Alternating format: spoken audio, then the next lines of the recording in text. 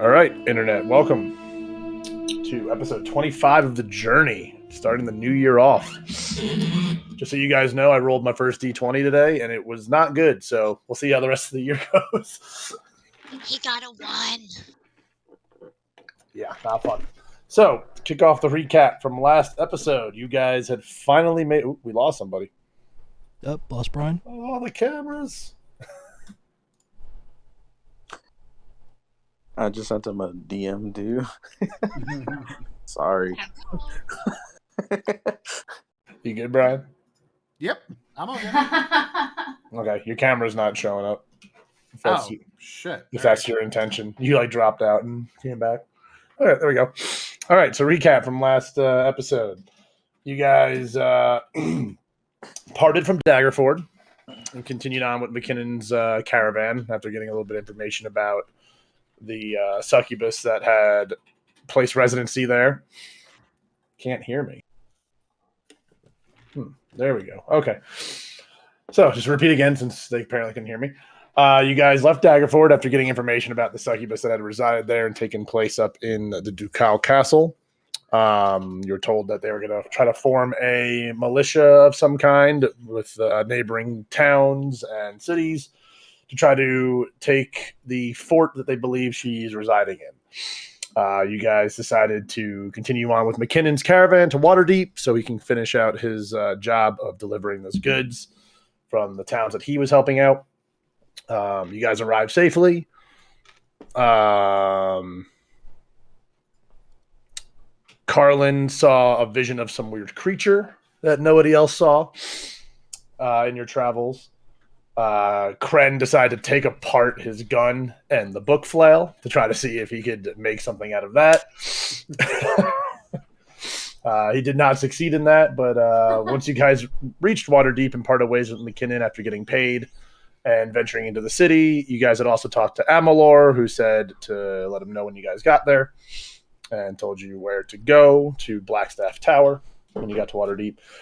You guys found a group of brothers who run a smith shop and talked to them about creating something new for Cren, which they gladly took on, and we'll see what happens there.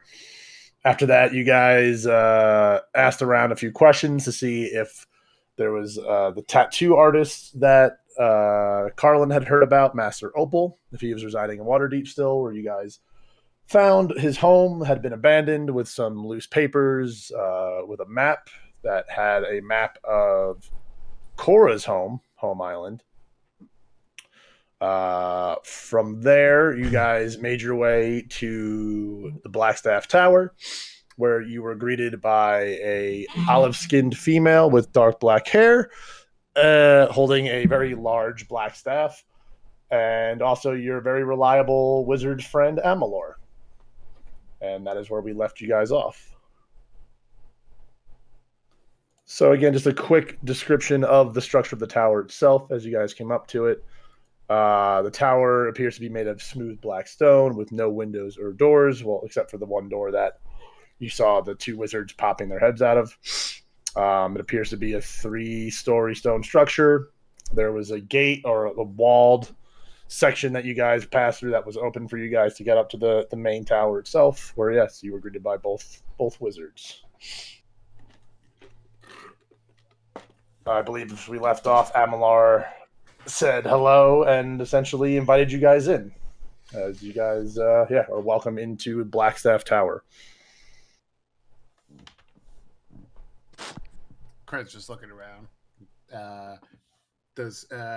What's along the walls or whatever? Like anything cool, or it's just like so as you enter the main part of this tower and the door closes behind you, it's very well lit.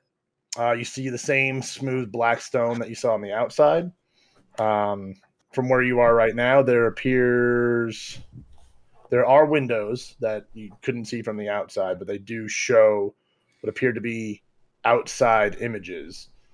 But just based on looking at what they are, they don't look like anything that is outside of this tower. reminds me of that scene from Doctor Strange with the portals. Very much like that.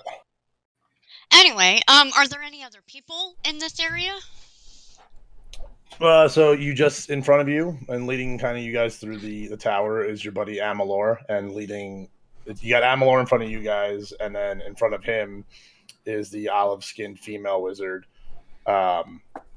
just kind of like walking you guys deeper into this tower.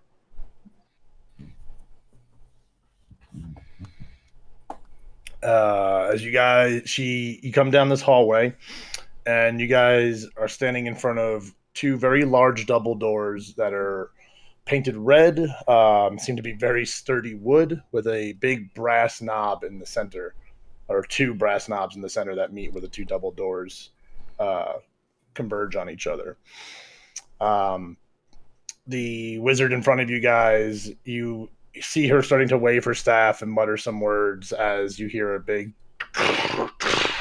it sounds like locks disengaging as the door just swings open into a more magnificent looking like rotunda room. Good way to kind of think of it is the way Amalor's like main chamber looks, with like a bunch of books and stuff like that, and just like very exquisite looking things. But this is more orderly.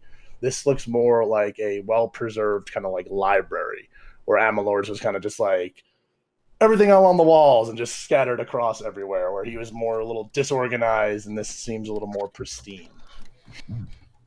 Gotcha. Is it like an OCD type of pristine, or like? I wouldn't say like that. Like, I mean, I guess you could. Libraries, I guess, technically are very OCD if you really think about it. A good way to think about it is have you seen the Warcraft movie? I have not. Okay.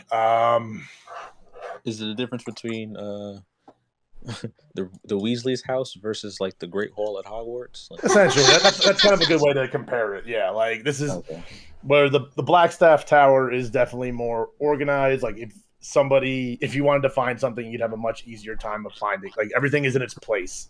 Where Amalor's tower was just like, I put it where I want, and like I know where. Like he had his own little system. Exactly. You know? Yeah.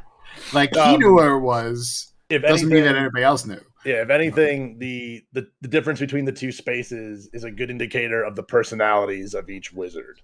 Gotcha. Sort of deal. As the female wizard approaches a stand and places the staff onto it, she then turns around and finally presents herself to you guys.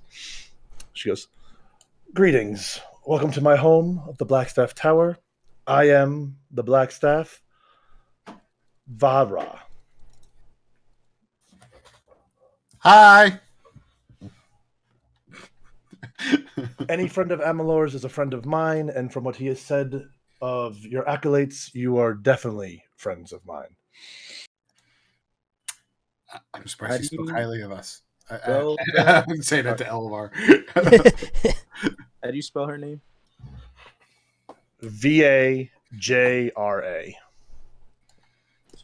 Vajra. Okay, thank Guess you. I can give you her full name. Safar. Safahr is her last name. Vajra Safar. Vajra Safar. I have to read it phonetically. Like I'm like literally sitting here on the wiki for it. It's like phonetically say this. You can't read, Bobby. Bobby, why are you trying? Like you see your name, you just like I can't. Okay. And as again a descriptor of what she is wearing, she's wearing like a light tan like leather jacket, which underneath it has some nicely ornate breastplate armor.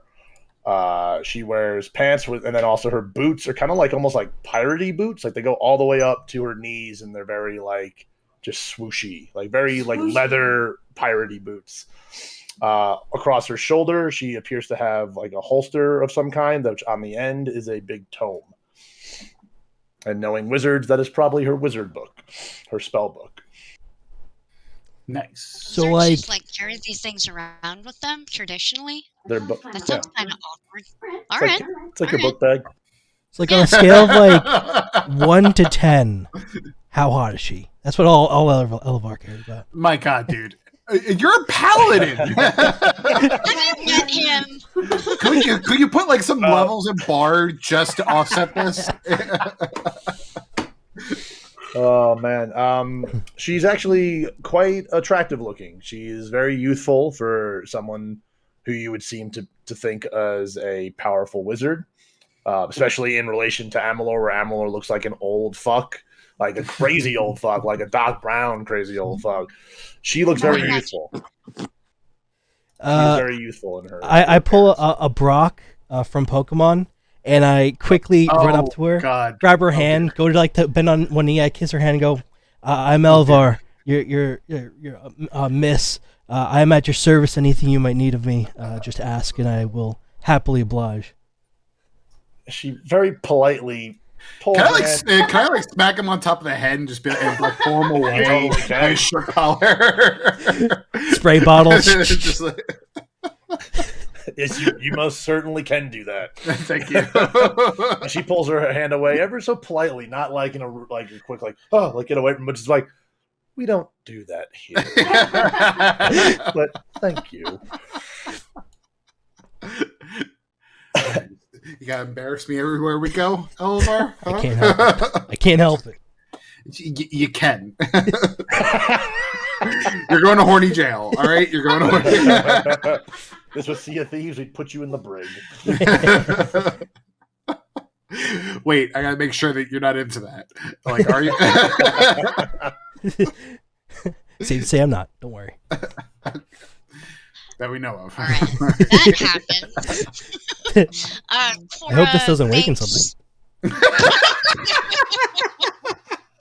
Oh my God. Cora thanks Fajara for welcoming them and turns to Emilior and asks what he's doing in Waterdeep. Lady Cora. Well, it seemed after we had parted ways, as I was going through my tower, I found a piece of parchment that had a rune that opened up my portal gateway to the Blackstaff Tower, which was very, very grateful to find because I've been examining that ring that you guys had brought me, and I needed some assistance from the Blackstaff here to help me figure this out. So I didn't make any mistakes like last time you guys found me when dealing with magical items. Naturally. Yeah. Makes sense. But yes, we were able to discern what this ring actually is and what possibly has happened to your friend Ivana. It is most intriguing, actually. What have you found? It appears you and your group have stumbled upon the lost ring of Aktaz, which happens to be part of the relics that you guys have been stumbling into. What type of actors is it? Is it like theater or is it like?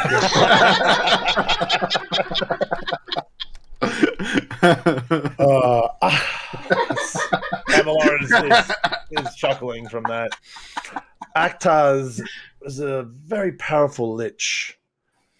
In his day, he was a high elf wizard. Dramatic actors, got it. Yes.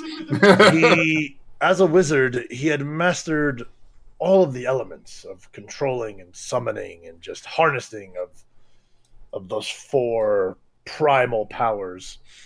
But what drove him to the state that he was last currently seen as a lich was the one element that he couldn't get a grasp on, which was death. In his research, he was able to craft this ring and harnessed his power, essentially making it his phylactery. Was what now? His phylactery. It's a magical item that liches, or one that is trying to become a lich, needs to store and harness and focus their power through. Gotcha. Would Cren know the business with phylacteries and stuff? Yes, you would have. Phylacteries was something that you would have heard of for sure. Okay. Especially with the fact that they deal with liches and liches deal with death. And you're tying with that. So yeah, Gotcha. it's not hearing the term phylactery is not a uncommon thing for Cren. Gotcha. But in my further studies, I realized that this is not only just a device to harness his powers. Aktaz made this a doorway into his own realms. Now, the curious nature that I have, I was able to access this doorway with the help of the Black Staff here. We were able to concoct a potion to make sure I didn't, for better terms of better or worse, getting stuck in there as I did with the mansion and the book with the mansion. Mansion? Yeah. I was briefly able to explore one of these domains within this ring. It is filled with parts of the Lich. I was able to find a bit of clue, one clue, to make me believe that your friend Ivana is at least in here, could possibly be alive. Now, when you say in there, is it like stasis where he's not alive, or not alive, but he's not dead kind of thing? Like he'll remember the moment he went in, like when he comes back out? Or is it potentially he's alive, he knows he's in it, and that he's just spending time in there? He is, especially from my research of being in there, he is spending time in there. And from the way it seems time works in there, time slows down. So he's in his own little hyperbolic time chamber. I spent what I assume to be about 12 hours in there, and an hour had passed in this realm. Okay. All right, so it's we're not at a 12-to-1 ratio. Okay. Yeah. It's not like a day is a year in there or something. Okay, gotcha. No. But it would seem that, yes, more time is passing for him there than is here. Does one age inside the ring? I would imagine so. I did not sense any sort of magic that would have stopped me from aging. It's just things are dragging on in there. And you said you found something that made you think that Ivana was still in there? What'd you find? As you ask him that question, he pulls from this little pouch on the side of his robes, and he pulls out what appears to be a tattered and ripped part of Ivana's robes, his red garbs that he was wearing. Okay. So you just found those, or did you find a guy and take it off of him? I think that's an important step here. No, I have just found this in there. Okay. Were there any other sentient creatures in that realm that you encountered, or were you alone? There seems to be many different types of sentient creatures, mostly of elemental basis. I happened to, when I stepped into what appeared to be a frozen realm. Where when I came across the remains of what appeared to be a possible ice golem of some sort, and in the clutches of what remained of the hand of what this golem would have been was the torn cloth of Ivana's outfit. Well, so what do we do? So how did you get back out? Yeah, that's a good question. Yeah. I drank the potion that was concocted by me and the Lady Blackstaff here, and the way this potion works is once it is consumed, you are immediately teleported out of the ring to wherever its current location is at. So I returned back to here. So theoretically, we could make a bunch of these potions. We go in somehow to the ring with it, get our dude back, and give him a potion. We all drink the potion and come out. Theoretically.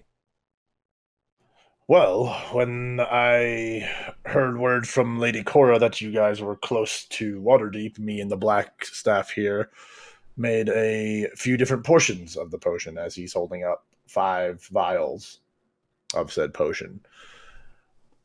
If you were to go in, we could provide you each with 1 potion and 1 for your friend Ivana if you happen to find him.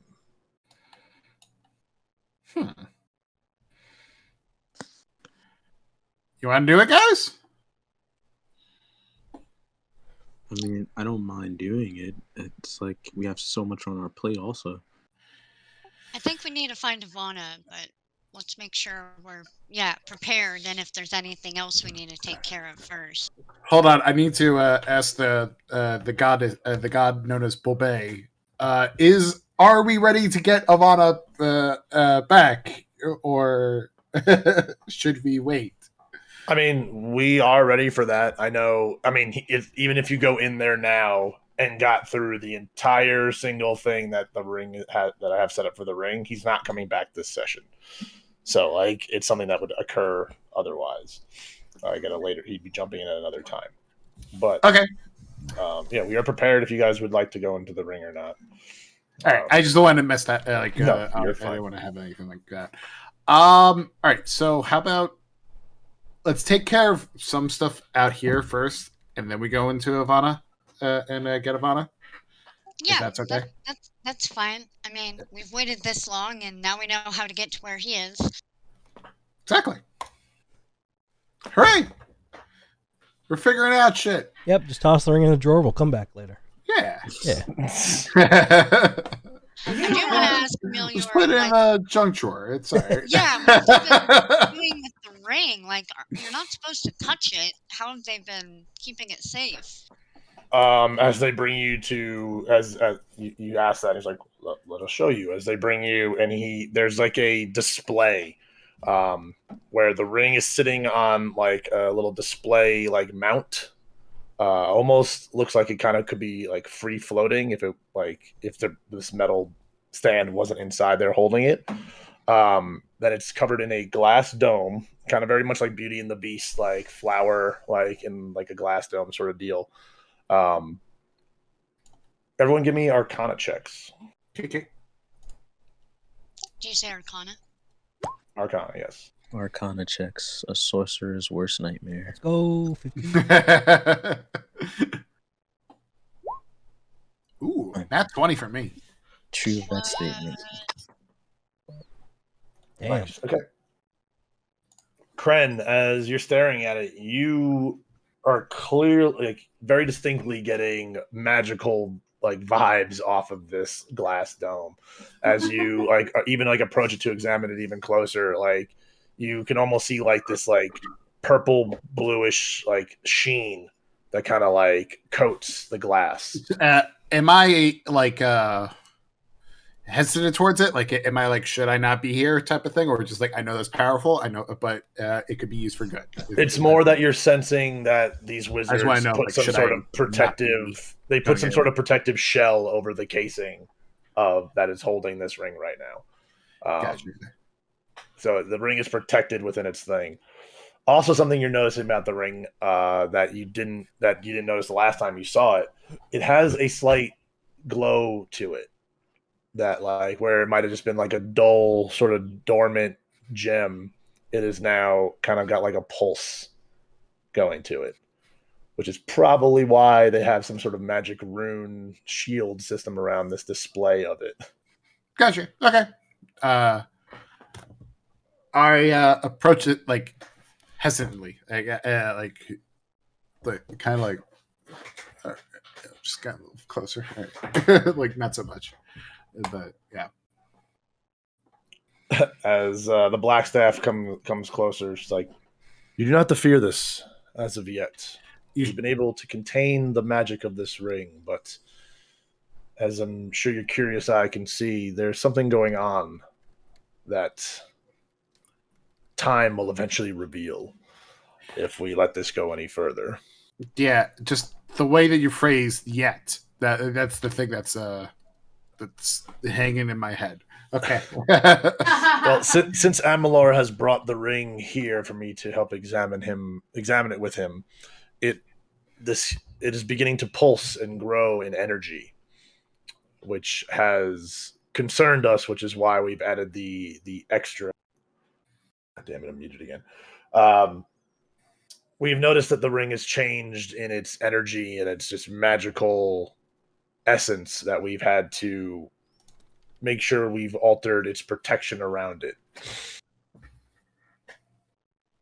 Looks like we're getting a raid going. See you, Ray. Thank you, Turgo. Appreciate that, man. Would love to keep going on that, but gotta keep with the story. Appreciate you, man. Both wizards are addressing their concern that They're saying you're muted, Bobby. why is it We're keep back doing to that? It should be good now. Okay. It's good now. Okay. Sorry. No, you're good, man. Both wizards definitely have a look of concern about the change that the ring has had since they brought it to Blackstaff Tower. Something is going on in there that time could be a pressing matter, but they have no idea on like how much time is needed. But again, like you guys do what you need to do, take that information what you want, but there's something going on inside this ring besides your friend just being trapped and there being different realms inside. So I look at everybody. I'm like, all right. What do we need to do in the real world before we have to go in? Before we even think about going into the ring or doing anything with the ring? What's the checklist of stuff? I keep kind of forgetting. It was I mean, we got my the stuff in the underworld thing, that issue. Did we finish up with what we need to do in Waterdeep? Like with the delivery, not the delivery, the escorting guy. Yeah, he just needed to be escorted here, and then once we got here, he gave us all the money and said, "Peace out." Yeah, as far as McKinnon, you guys did your job. He said he will be in town for a little bit, dealing with the selling of the goods. And if you guys were looking for work, you can always try to find him. Then he can see what he has for you and whatnot. But as far as McKinnon goes, like you guys did your job there. And then it's the artifacts, and now we have an artifact in front of us. So there's also the fact that Cren hadn't heard from Hades in a long time. All right, so I think the Hades thing it could be pressed off, could be pushed down onto the taskbar. The artifact that's in front of us right now, we got that. I feel like we need to do the ring stuff now. Well, as Elevar sees you guys like debating, like figuring out like what you should put to pressing matters, he reassures that he thinks the power of himself and the Blackstaff are able to. They feel confident in keeping this ring at bay, whatever could happen. But yeah, they just want to let you know that they think something is going on. So okay. All right, let's So the artifact that's in front of us right now, and it's in a safe place. Right. But it's also glowing, and then it wasn't glowing before. I feel like it's like I feel like this is a ticking time bomb that's going to go off. I think it's more of a DM bomb. Like when we need something to happen, he's going to have it happen. So, that's what I think is going to happen. Like when we're all thinking like, oh, we're all good. Explode. All right. So are we comfortable so that we could go take care of the Hades stuff, like with my boy?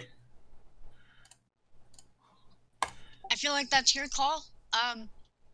Yeah, Cora's definitely happy to help with whatever you think is more pressing. Well, the thing is, like, hey Bobby, can I flip a coin, but like not to see if who to kill. It's more of like, and I'm not meaning for it to tell the future. I'm literally just wondering, like, all right, heads or tails, for this. Okay. I guess heads would be to go into the ring. Tails would be to take care of the stuff with. I mean, you could try. custom roll a D2, or you can roll a D100 and see if it's under 50 or over 50. Or use Google.com and use flip a coin. That works Okay, too. D100. Here we go.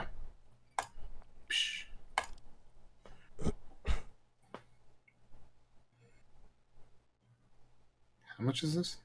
This is 4. So under that, I think is heads. I would have done 1 to 50, would have been heads, and yeah, that's what I would have done it. Okay. All right. So heads. We're going to we're going to go into the ring, right? I'm all for it. Yeah, because I feel like even if they feel like yeah, we can hold this. I feel like this is a pressing matter, and the stuff, the Hades stuff, like I feel like could come up, like it could be pushed off a little bit. Yeah, you know, So- the underworld going into chaos, it's fine. And plus, like I think it would be better, like if we get back our buddy to help us out even more, with whatever stuff we're doing. And like for all we know, he's been leveling up that in there, you know. Yeah, I'm super curious what's going on. Well, Also, since we're going into the ring, how Uh-huh. does these potions work? Yeah, that's a good question. And we're only limited to 1 per each.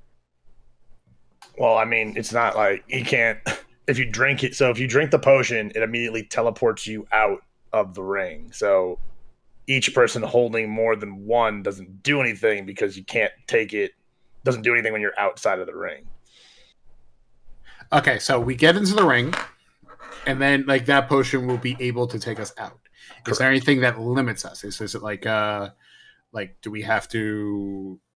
Is there any things that we have to be wary of? You have to be able to swallow it. So, Okay. If you're unconscious and they can't get you to swallow it, like if they can't get into your belly, it doesn't work. Okay, so if anything happens, guys, just jam it down my gullet and then just rub the throat. Rub the throat. You know, you get it down there. Yeah, some way, shape, or form. You got it. Okay, so I'm ready to go into the ring. Like, I got all my spell slots and everything. Like, how much time has passed? Would I be able to get that gun whip It's thing? been like the same day. Like you saw them and then pretty much made your way towards the tower. Gotcha. All right. So I'll just be going in with my fiery flail. Why There we go. can't I just realized so Carlen's tag is wrong on the overlay, and I just remade the tag and it doesn't exist. Like, where the fuck did it go? Oh, there it goes. I found it. Never mind. Grotho. No, that's Carlen. Your name is Grotho now. And now Elvar's name is now Flounder. it looks like it actually. I'm looking at it, especially Yeah, from it's afar. Do we need to do any other preparations, like before we go into it? I don't think so. I know. Gosh, okay, it's been a minute. Wasn't Elevar looking to make better armor or something? Should we Yeah. Well, I was that- gonna do you try wanna and try and steal make the, that the metal from the statue and try to get a better weapon, but I mean, got it? I think that moment has passed with Okay. with that. But Just make Elvar, I promise, next time we see a giant little super armor that has a giant sword and everything, we'll get that for you. Okay? Now that we're here. Oh, he wanted promise. to take a part of the walking statue. That's Yeah. what he wanted to take a part of. Right. Does the black staff have anything? Oh, that's right. So The black staff actually offers you all a potion of greater healing. cool. Awesome. Each of us? Yes, you each can get one of those. I'm gonna look up what that does. it heals you greatly. Oh my my goodness sake. So, potion of healing in parentheses greater. Yes. Okay. What is the roll on those? It looks like it's 4d4 plus 4. 4d4 plus 4. 4. Gotcha. That's what I figured it was. So yeah.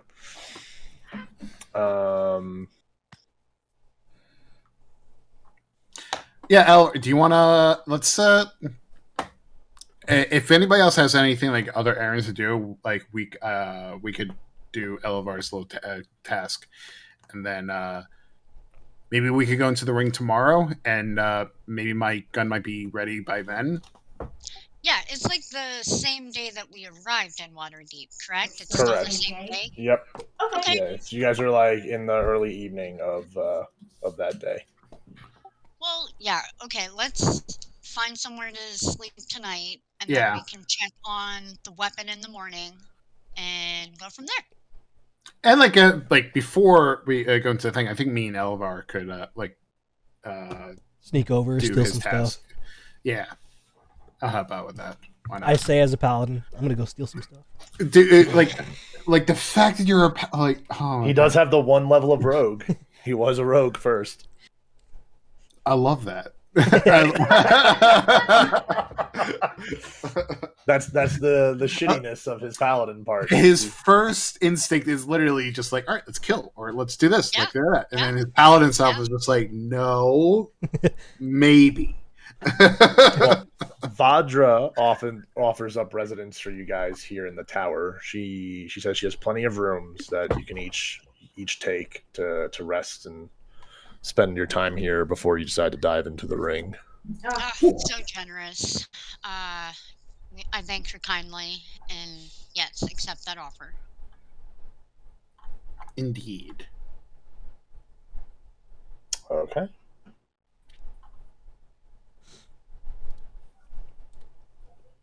All right. Any other questions, comments, concerns you guys want to bring up to the wizards? So I walk over to Sage and I say, "Hey, Sage, I seen this," and I pull out my really shitty drawing of the celestial that I seen. Okay. I wanted to know, do you know what this is? That's clear as day. Like, just as soon as we got here, I looked up in the sky and then I seen it for a brief moment and then it vanished. I like that you drew a picture. It's just like an S with It's just sharp teeth and fangs. Trogdor. This appears to be Trogdor.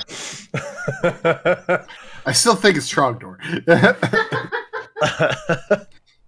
Yeah, give me 1 second. I gotta get the pronunciation of this.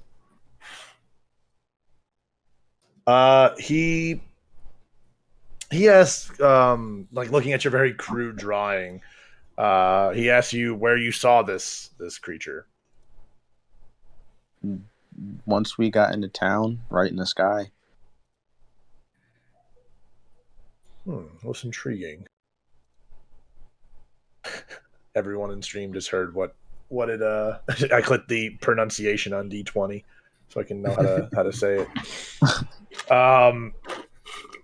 If your sketch here is accurate to what you saw, this could be a Kuatl, a winged serpent creature of celestial origins. That's spelled Couatl. Kuatl. Kuatl. That's exactly the inflection they say it on D&D Beyond. Kuatl. I don't know much about it, but should I be like worried? You said you just saw it in the sky? Did you see it beyond that? Like, it lingered for maybe a couple of seconds. I mean, should I roll like a history check to see if I remember it from before? yeah, sure. Kuatl. somebody walking around the apartment all day. Kual. 5. Okay. Yeah, I mean, it didn't happen too long ago. You literally saw the shadow or like the silhouette of the figure kind of cross the sun, and then it just disappeared. Like you didn't see it before the sun or after the sun. You just saw this silhouette pass over the sun. Yeah, I don't remember seeing this, celestial before ever in my life, really. But I mean, I didn't feel like I should panic or anything. It kind of gave me like a good feeling, I guess. As Amalor strokes his chin, his famous words of most intriguing. Maybe someone or something is trying to reach out to you. How? Usually when people have come across these beings, it's not an accident. The fact that you're just seeing glimpses or visions of this might have a deeper meaning than just coincidental creature. And also, coatls are not known for flying over water deep, so it'd be very, very intriguing to understand why one would be here if it was here. Do you think this has something to do with like my tattoos, or like, I don't know, is there maybe? There's a Maybe very it's good connected to possibility of that. I've done some research more into your tattoos and talking with Vinarth, and they are definitely celestial in nature and in their magic. There's still more to learn about you, my boy, than just meets the eye. So next time I see it, I'll try and speak to it. That is I not don't a know how bad that- idea. Maybe I can ask Alavar to help me. I don't know. Coatls are that might be able to work your way if the coatl is actually there. They are usually fair and just creatures, but I wouldn't want to be on their bad side. Sounds about right. Much like you, my friend. Oh, you don't have to sucker up to me, Sage. Merely observations that I have obtained. Well, thank you. Well, I guess I shall fill you in as if I see it again. Or Please speak to it. Please do. I would be most intrigued. All right. Well, I'm going to go catch up to everybody else. But thank you so much. Of course. And I just fold the paper back up and put it in my pocket. Coatl! Who's that Pokemon? Coatl!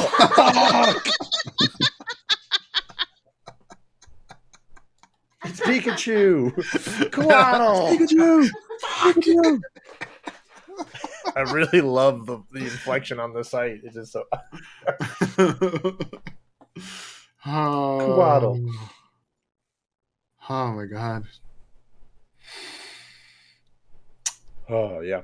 I'm actually going to display it. As you guys were talking, the Blackstaff had brought over a tome and opened up to a page that has an image of one. Of a Coatl! Or, that's so pretty. That looks like Looks like a Coatl. I think that's what Trogdor is. yeah. I mean, there's no beefy arm or tiny legs. I guess technically Trogdor was a man. Wait, No. no. Dragon. Dragon man. Dragon Man. And whenever I make a Dragonborn character, there's no way he's not being named Trogdor.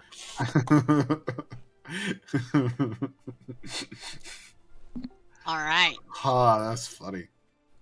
All the consummate V's. All right. Any other questions or comments or concerns for these wizards before you part or rest or whatever it is you guys want to do? Nothing for the wizards. I'm thinking back to the end game where Tony Stark is like, "Don't embarrass me in front of the wizards, man." The Hulk.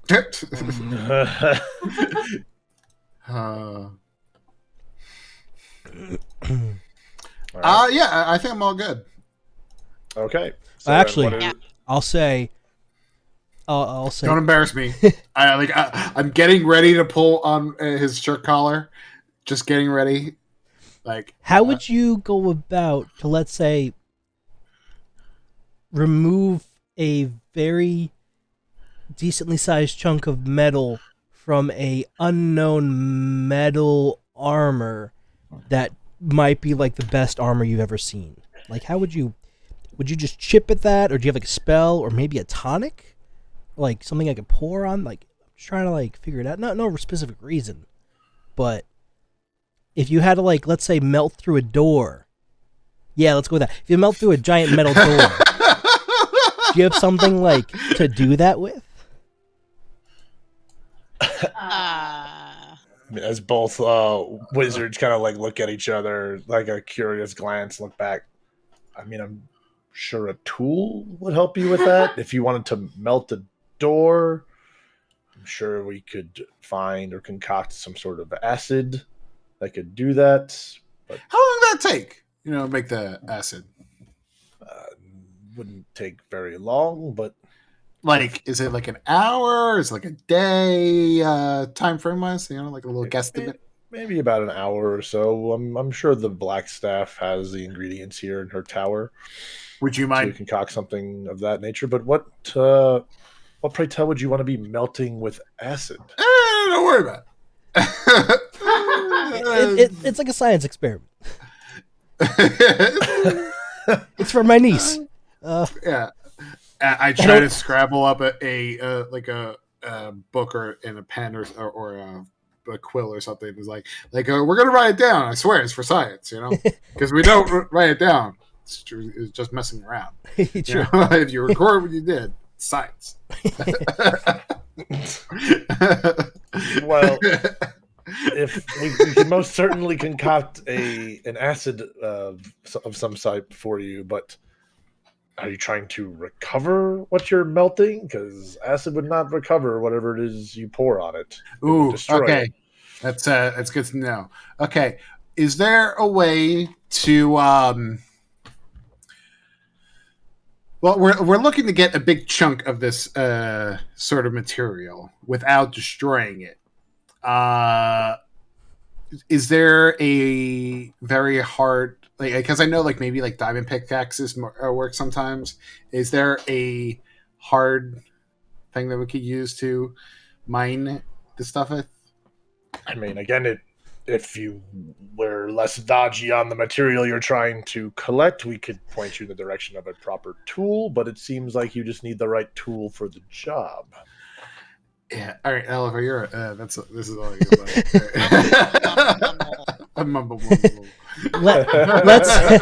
Let's say somebody were to be trying to take the metal or chunk of metal off of one of the giant statues in the city. Not saying that they should, or we're doing that, but what would we look out for? What kind of tool would they might be using? Not that we're gonna, not that we're doing that, but it's kind of like a similar kind of mindset. So it's more of so we know what stuff to look for.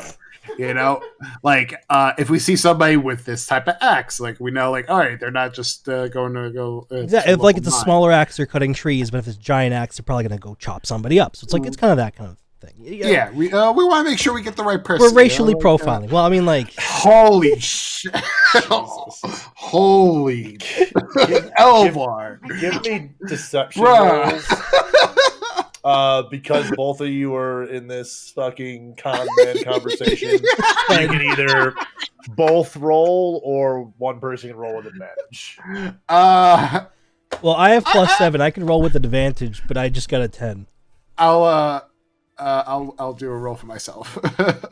Well, no, I'll give him advantage. I'll give him advantage. Roll again, Another 11. Just all right. Yeah, I'll go. My entire build is charisma, and I have 19 charisma. How am I, I failed every check in charisma. You're very charismatic. You're just not good at it. Every time I try to do something, I have broccoli in my teeth. He's right there. So you gotta stop eating those poppy seed muffins, Tries bro. so hard. Oh, it reminds me of like the salesman guy in Simpsons, where, he does it all the time. He's just made horrible. himself. Oh, so good. So good. What are you gonna do for old Gil here? Like, you want me to dance, bro? I'm on the phone. All right, I'm a dancing.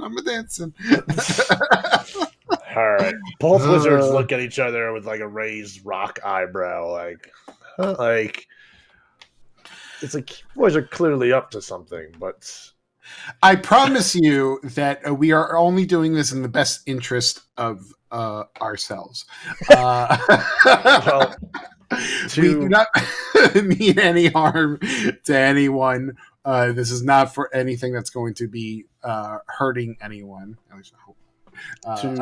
to remove hypothetically anything from any of the walking statues that are spread out across the city, which as the Blackstaff looks is like, I wouldn't recommend those kind of belong to me.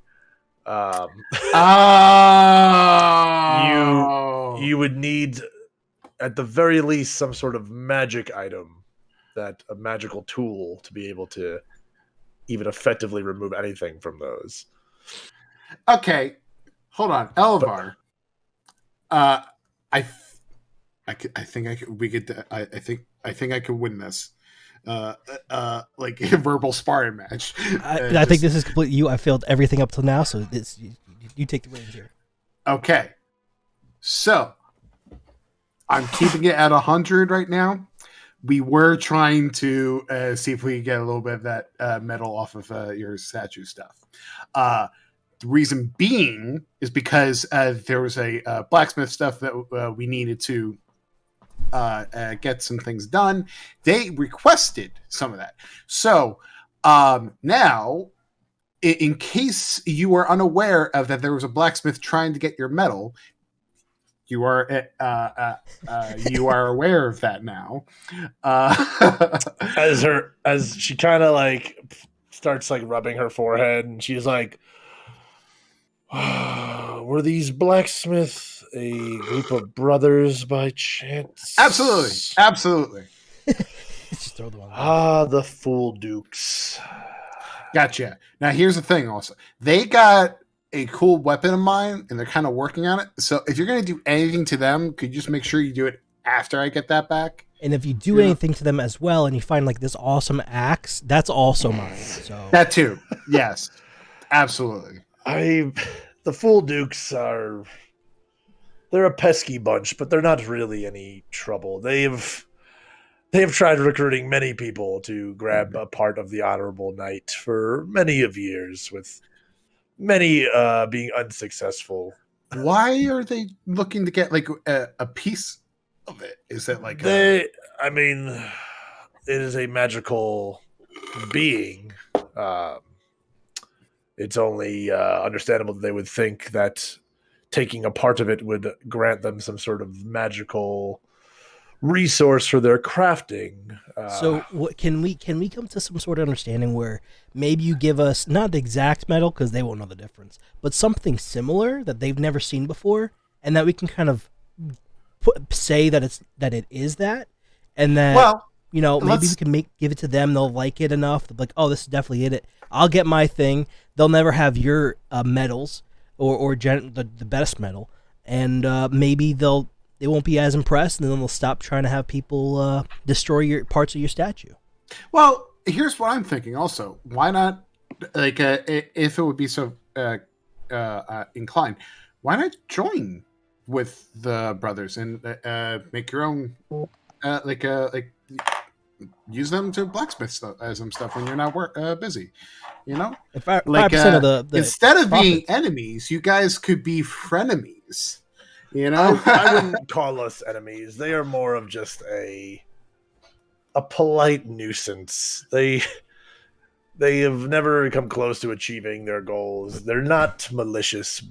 They're not a malicious family. They're more of just a group of just what's the word? They just like to cause tomfoolery. Okay. So I'm hearing like you think a nuisance, I hear a potential asset. If you just switch what their motivation is, instead of trying to use all that effort towards you, you could have them do some tomfoolery, but in the way that you would like done. Oh, I mean, I'm just it causes me no bother. They have never come even close to doing so, and I haven't even had to I haven't had to get involved in anything. I watch from afar and find it comical to watch these random passerbyers try to pry some of the metal off of the honorable knight, which you shouldn't. They belong to me now. I did not create these things. The mantle of the Black Staff was passed down upon me. I am actually the 7th in line. What exactly does it mean to be the Black Staff? Well, to be the Black Staff is the overseer of this tower and its many magical items and information, as well as when the time calls for it to activate the walking statues in defense of the city. But that is only for dangers or concerns of great matter. I wouldn't activate the Honorable Knight if some army tried marching upon Waterdeep, but it'd be more of something grander than that. I have a question. Got it. Are you able to make them, or are these just things that have been around and you have no interest in making any more of these? It's not that I don't have interest. I've studied the walking statues for many years now, as far as being caretaker of them. It's just more, the means of creating them has died out throughout the ages. They were created by the first Black Staff, and those ways and methods have died with him. So, what if this? I was gonna here's what I'm thinking, Bobby. I'm trying to connect some dots here and everything. I got my own little felt little map thing here. So we got this lady that makes all this stuff. Well, she can make it, but she kind of lost the way to do it, or is not really interested in it. She has no idea how to make these fucking statues. Again, these things were made generations before her. So what? They're like hundreds of years old? Older than that. Really? Okay. Yes. What if the city was kind of formed around them? To be perfectly honest, yeah. What if I volunteer to try and figure out the means to produce more of these things? In exchange, I get a little bit of the metal that is used in order to make these things. I use that metal to get with the brothers and get our other stuff. But I still promise to, and I'm in one of my other quests is to make these things, and I'm trying to more go into the artificer side of things and be able to assist or research of how to make these giant machine golem things.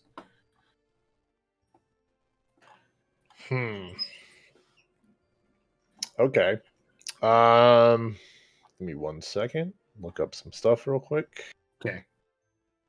Because then I can also after I deal with the Hades stuff, my current quest will be done. So then I'll just be yeah, I'm gonna help you out. As in that'll be the rest of Cren's life.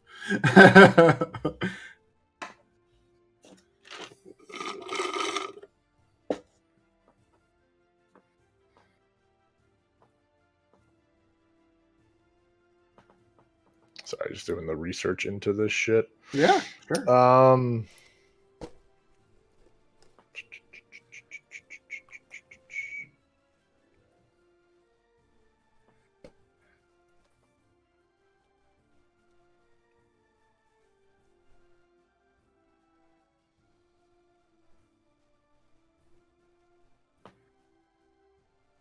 Looking up so much stuff right now. I was first looking up who the first Black Staff was. So yeah, the walking statues were mighty constructs built for the defense of holy temples, ancient vaults, and most importantly, cities, castles, and fortresses of Waterdeep.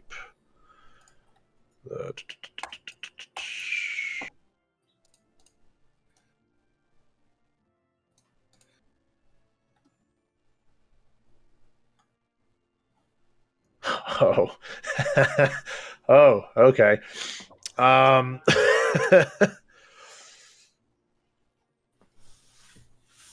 She is going to Vajra. Kind of begins to insist on not going down that route. She tells a story of how, let's see. So during the spell plague, which was probably about 1,000 years ago, 6 or more of the statues exited the eternal plane and began rampaging the city. What? The Blackstaff at the time, who was, let's see how to say her name, because there's so many weird letters there. Oh, I can call her by her alias, the Autumn Fire. Cool. Was unable to control them or even banish them at the time. Okay. So they are very much they're the oh shit button of Waterdeep. Like, if shit is so dire that like they are the last resort to try to turn these things back on. Okay, so I keep thinking of Amelior and Succumber with the gargoyles. That's basically the same thing, but that was like the less threatening event. So because Waterdeep is so much bigger, it would have to be like a super terrible thing for them to activate, right? Yeah. Yeah, and Amelior kind of also talks about like that was his gargoyles were inspired by like the walking statues of Waterdeep. He was able to condense it into, rather than be something that was from the eternal plane and created on the eternal plane, he created something on the mortal plane that is way more sizable and easier to control, sort of deal. Got it. But as Vajra does not want to discourage a fellow scholar, she informs you of the many texts that occupy this tower. She talks about how, even though it seems how the tower seems to have a certain height to it, there is way more than what meets the eyes of this castle. There are actually like 12 different stories to this tower, where it looks like it's only 3 stories high from the outside. There's also a nice little feature in this tower. The spirits of the former Blackstaves do roam the halls. They can be found and talked to and consulted with, sometimes giving direct answers, sometimes giving things in weird, vague riddles, or just like not paraphrasing, but like parables from their lifetimes and whatnot. So sometimes like their words or advice might not be clear, but it does all have a purpose. They're kind of like very much like the Oracle from like the Matrix, the way she just will just like say some shit and be like, whatever. It reminds me of the ghosts from Harry Potter. Like, they just hang out. They're just there. Yes. And how that wasn't always just a thing. Like, that was something that one of the Blackstaffs during their time as the Blackstaff created in this tower. He was able to find a link between the passages of spirits and the mortal plane to allow it's like the avatars, essentially. Like, every Blackstaff has the other Blackstaffs to confer with at some point. Okay, cool. So she doesn't want, like, she's kind of steering you away from trying to recreate these beings and creatures, but she very much is trying to keep your enthusiasm, trying to learn shit here. So she's not trying to draw you away from that. He's confused, but the spirit there. So, like, yeah, she wants to provide any resources and help that you feel like you would need to continue down that path. But strongly advises against trying to recreate walking statues of this nature. Okay. Is there anything that I could help make for you so that I could get a little bit of that metal, so that we could deal with those blacksmith stuff. Is it possible? Is there anything I can do to get a little bit of that metal? I want that metal. She actually, chuckling to herself, was like, I say it that You way know- too. I want that metal. you know what? I want that metal. I will allow you to freely try to take something from the honorable knight. There will be no one who will stop you. I want to see if you can figure it out. Oh. Elvar, get ready to write your last will and testament. I will do the same. With from no stopping of me, I will make sure. I will even give you. I can even give you a piece of parchment that will allow, if any authorities in the town, in this city, that try to stop you from what you're doing, to let them know that you are doing this under my order or my protection. Gotcha. I take But it. with this always happening to go on, you being friends of Amalur, I'm willing to see if this can actually be done. Seriously, Elvar, write your will and testament. Last will and testament. I say, well, I greatly appreciate that. I mean, I was going to do it anyway. As like I kind of do like a say to the side. But yeah. Thank you so much. Okay, so now we don't have to worry about being sneaky. That's good, because I got disadvantage with stealth. Yeah, you guys essentially have been contracted now. So, you set up your scaffolding and shit and your work lights. No one will bother you. You'll be fine. So I go to everybody else, and I'm just like, all right, me and Elvar, we're going to go off to figure out how to get this shit. Yeah. All right. Where's the nearest Cora, one? you have the butter knife sandwiches? Yeah, the sandwich knife. Can I borrow that? I'm going to try to Cora. use that as well, because I think that's a magic item, right? Emilior. Cora takes out the knife thing and holds it out towards Emilior and asks if he knows what this is. Oh, that's a good That's a point. good question. He It's might good. know. It's good. Using that noggin, Cora. Smart. I love how it's going to be basically me and Elvar, the people that don't have any brain cells at all. Like, not even one between us. We're going to try and do this. Meanwhile, It's so Cora entertaining, and though. Carlen, they're going to be looking at us like these fucking idiots. We've just been shaking our heads this whole time, standing in Yeah. the back of the room. Yeah. It's like, don't they notice that there's actually a screw for you guys to just unscrew a bit of it? The part where the sign says "Don't tear here" is where you just grab and pull. There's a giant zipper. Yeah. Do we get anything from the sandwich knife? Sure. Whose inventory is it in right now? Mine, but you never actually put it in there. Oh, okay. I picked it up when we were in that dungeon, but you never made it. Oh, it's made. I told you what it was to find it, but I'll throw it in there right now. Oh, well, that's why we don't know what it is. Yeah. I actually thought it was in my inventory to be like in the original. Oh, maybe it is. But I don't see it. Yeah, I don't see it either. No, you handed it to Cora.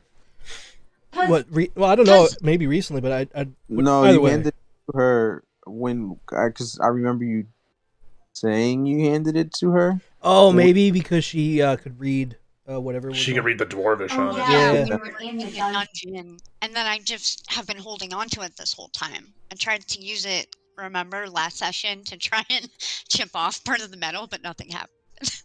Yeah. Well, I So, definitely want yeah. to try to make a sandwich for no reason with it. So, yes, Elevar holds it and he examines it. You see him like kind of closing his eyes. He's muttering something under his breath, probably a spell. He is casting essentially Identify on it. Oh yes, this might actually do very well for the task that you guys are looking to attempt. This knife here. If you speak the words, the runes, the dwarvish runes, after being attuned to this item, you can either scrape things with ease, that is the width of the blade, for the amount of speed that you can walk, or you could spread the tiniest amount of any material, the distance that you can walk, or you can cut something the length of this blade with ease. So, Elvar, attuned to that knife, my guy. Yeah.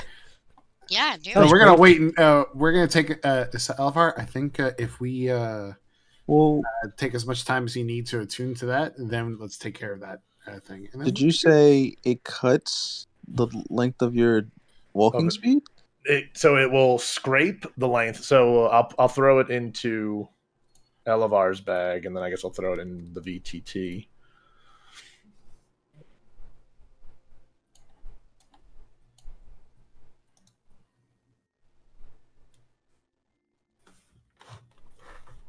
So it's in his equipment. It is the runic putty knife.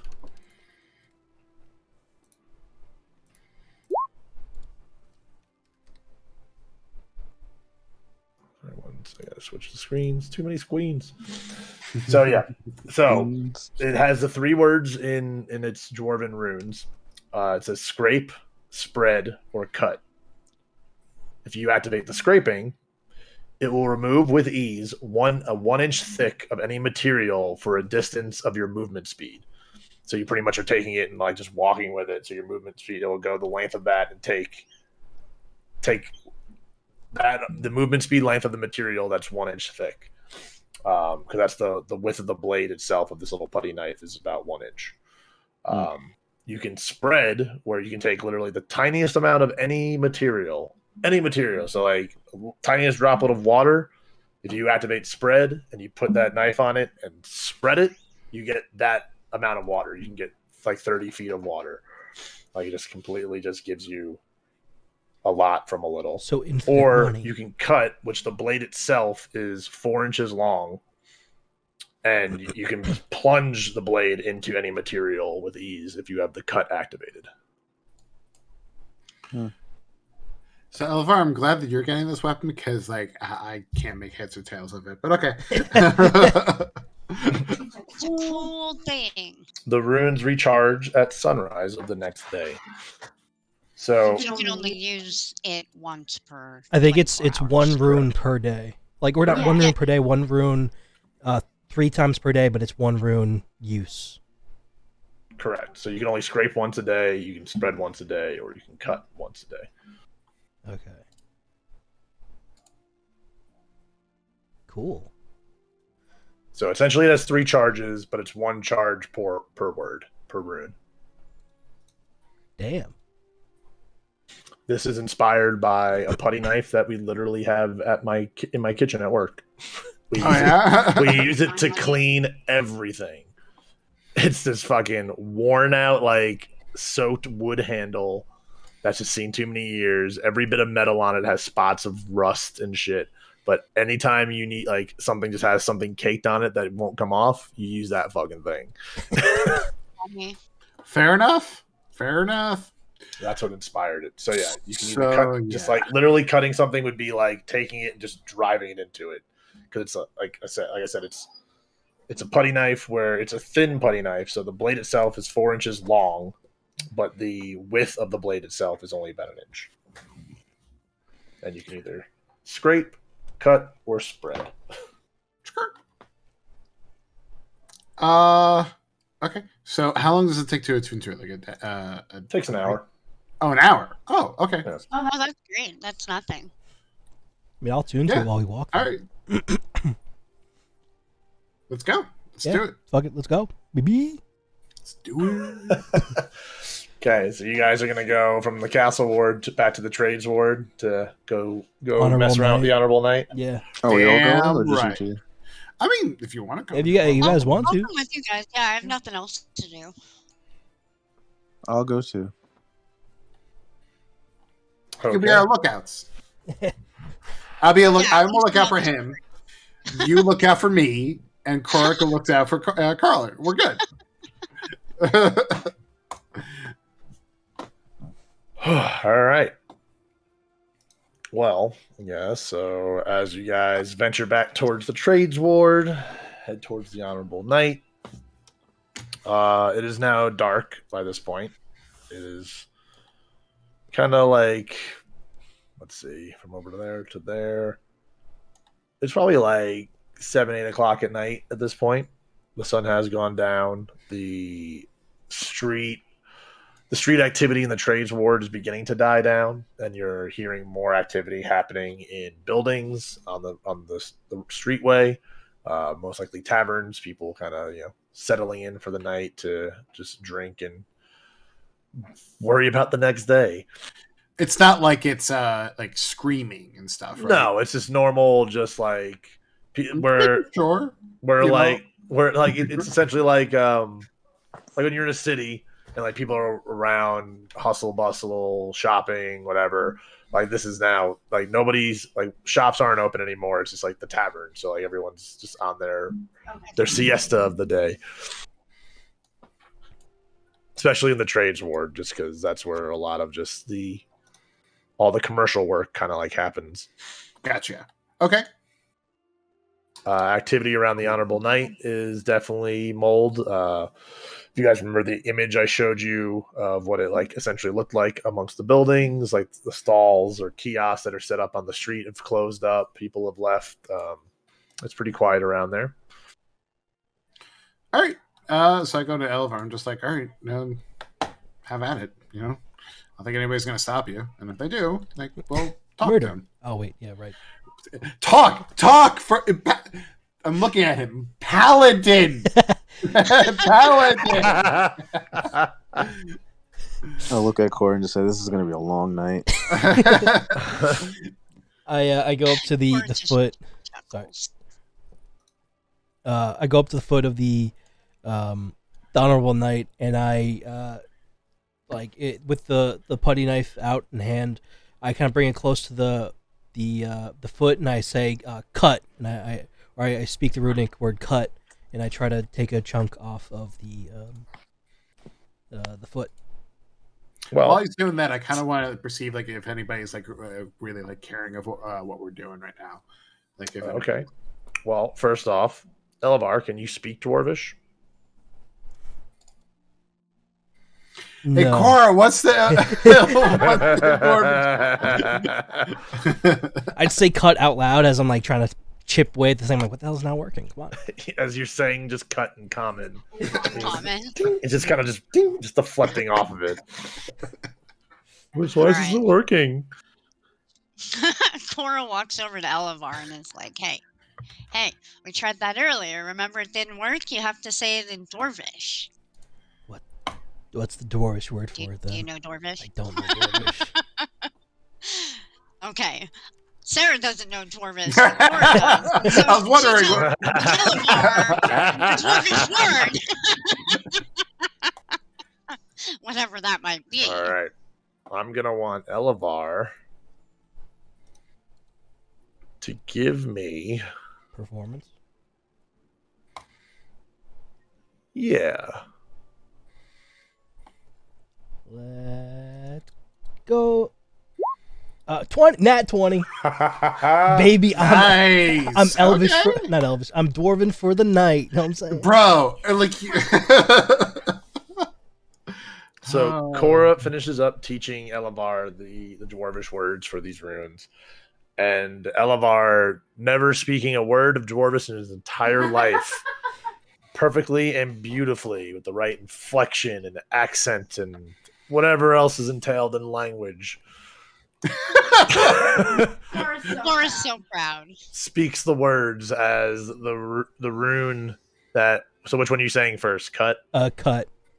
As the rune for cut glows as bright teal, as you can just feel like the magic energy coursing through the blade. So I cut, I mean, I can only cut like the size of the blade, right? So the blade will puncture in 4 inches of like the blade, yeah. So just like essentially you're just taking it and just driving it into it, like you're stabbing it, not cutting it like a butter knife, like stabbing it. So it's not really cut so much as stab. Then I'll change the word for you, but that's what it is. If you got a problem with the dwarves, take it up with them, all right? It was not an attack. I was just clarifying. It sounded like an attack. I'm sorry. So I live with this woman. I guess should I ask if there's like, I guess before we just like kind of stab the general area, would there be any like pieces that kind of look like if you were to cut them, they would kind of just fall off, so to speak, or like it's just a big chunk of metal? Ooh, like a toe. Well, a toe, like, could I do it at an angle to where like, because if I just stab down, that does nothing, right? Because I don't get like a piece off. Yeah. How much of this do we need to get? They don't know. Well, they never said, so we could be. And plus, we could be like, yeah, we risked our lives for this, so we could definitely like play it off. I like a curve of whatever thing we're looking at, just like, you know. You're looking at the foot of the honorable knight, which is So at the very toe, large foot, and it's plate armor. So like it looks like a rounded off or pointed off like plate boot, like that just goes up to a normal like plate fucking like ankle protector and shit. It's all this one. Essentially, it's a suit of armor, but just 200 feet high. So how do we get like essentially it's the Iron Giant, like is a really good way to think of it. Like, okay, so we've penetrated the foot, but how do we? so I mean, you could probably let's have Isn't Cren it give me cut, a perception scrape, check. and spread. Well, yeah, but like I'm trying to think of like we wouldn't spread, because my idea was to cut a small chunk off and then spread that to be thinner, like spread that to be 30 feet, and then take that. Ooh, that was good. That concoction. 21. Very nice. Okay. I got 19 and 17. And then Elevar, give me an investigation check to try to look for the piece that like you're looking for to like try to 16. that'd be most effective for you to cut. Okay. So Elevar, yeah, you can find a piece that it looks like it's going to take more than just a single cut to do. But there is like a smaller in quotes part that looks like it'd be easier to take a piece off of, but it's going to take more than just one cut. Cren, perception 21. As you guys are gathered by the foot of this giant statue, you looking around the street to see if anyone's noticing you. You do notice about quarter to a half a block away, you see two figures peeking behind a corner, like looking at what you guys are doing. Peeking, huh? Peking Toms. Wait, what? Something like that. I'm kind of close with it. Okay. So I wouldn't know that either. I wouldn't know that he sees them. I'm kind of just focused on the foot. No, you're Right. focused on he sees I'm all right. So I see those guys. I want to look around and see if there's any other guys like in any other situation. I want to see if we're getting surrounded. Well, with your same role, you see some kids, probably be like around 10 to 12 years old in that range, kind of just like could they be dwarves? No, you're pretty confident that they're not just short humanoids. Like these are children. Okay. Kind of just getting the last bit of playing for the night. As you do hear a woman call, it's Billy, Philip, time to come inside now. Yes, mother. Yes, mother. Mother. So I see those guys. Okay, so those are going in, and like, so it's like two figures that's kind of looking like, towards us. It's like peeking, but like one head and then another head above them, kind of just like both looking around, very very comical, like 50s comedy. Do I recognize them as like the blacksmith? Guys. With that perception check, yeah, these guys look like they probably could have been two of the brothers that were in that smithing house. Gotcha. All right. I'm just looking at them, making sure that like they're not gonna like do anything weird, and kind of getting my hand on the fiery flail, but like not just like kind of ready type of deal. And I got my shield out already. Like, Okay. yeah.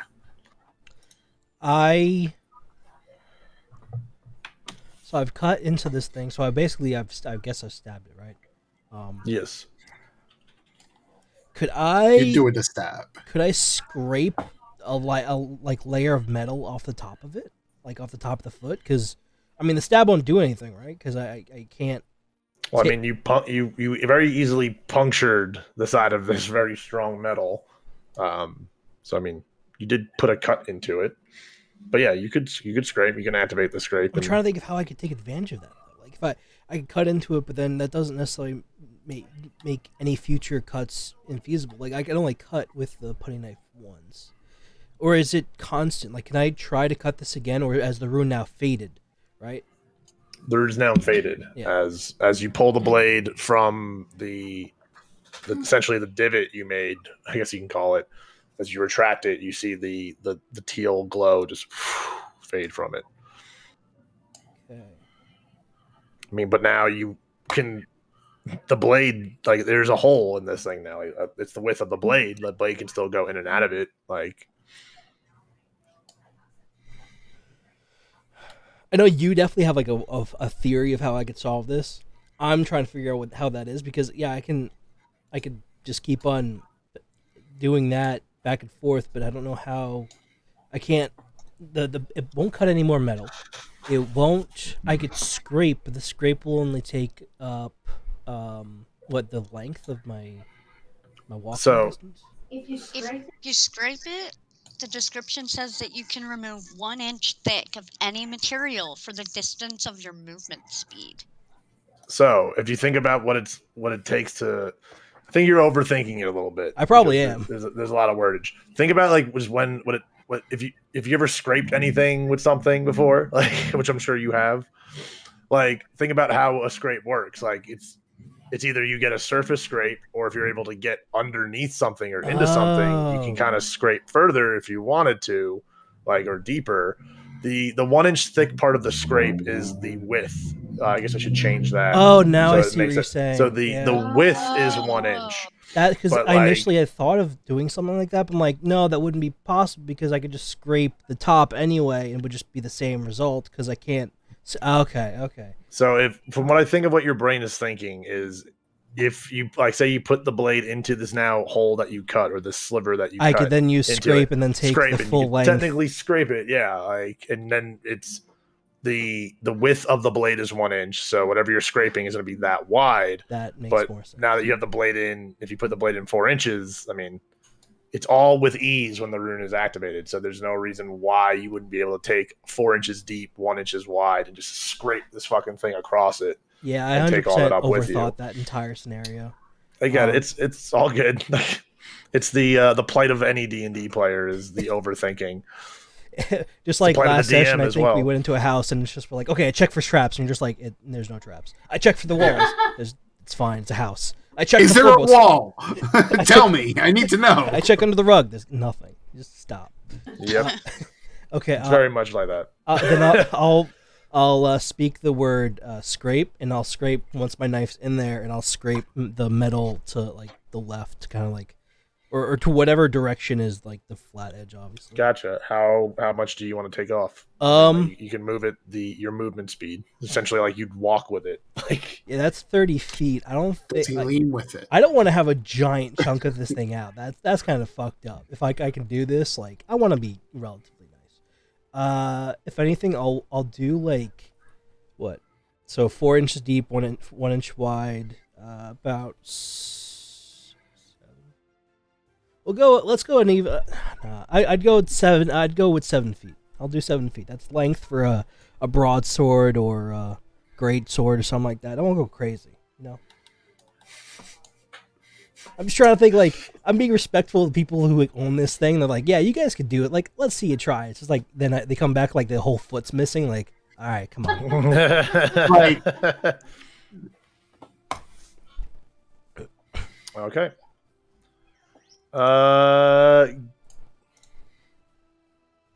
Okay.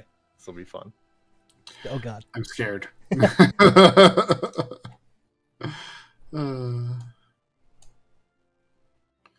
Okay. As you run the blade as you're scraping to the length that you want, as you're doing it, you hear a sound that is more than just like metal being like ripped apart from metal or scraped off of metal. You almost hear like a it's dull, but it's loud, like groan. Like I really hope that. Nice sound, Bobby. thank you. That was a very well done sound. That was good. Yeah. I'm just hoping like we don't find out like underneath this thing was like a skeleton, like there's blood and guts underneath this. I'm like, I'm gonna freak out. Yeah, I'm thinking they're. Yeah. I'm scared.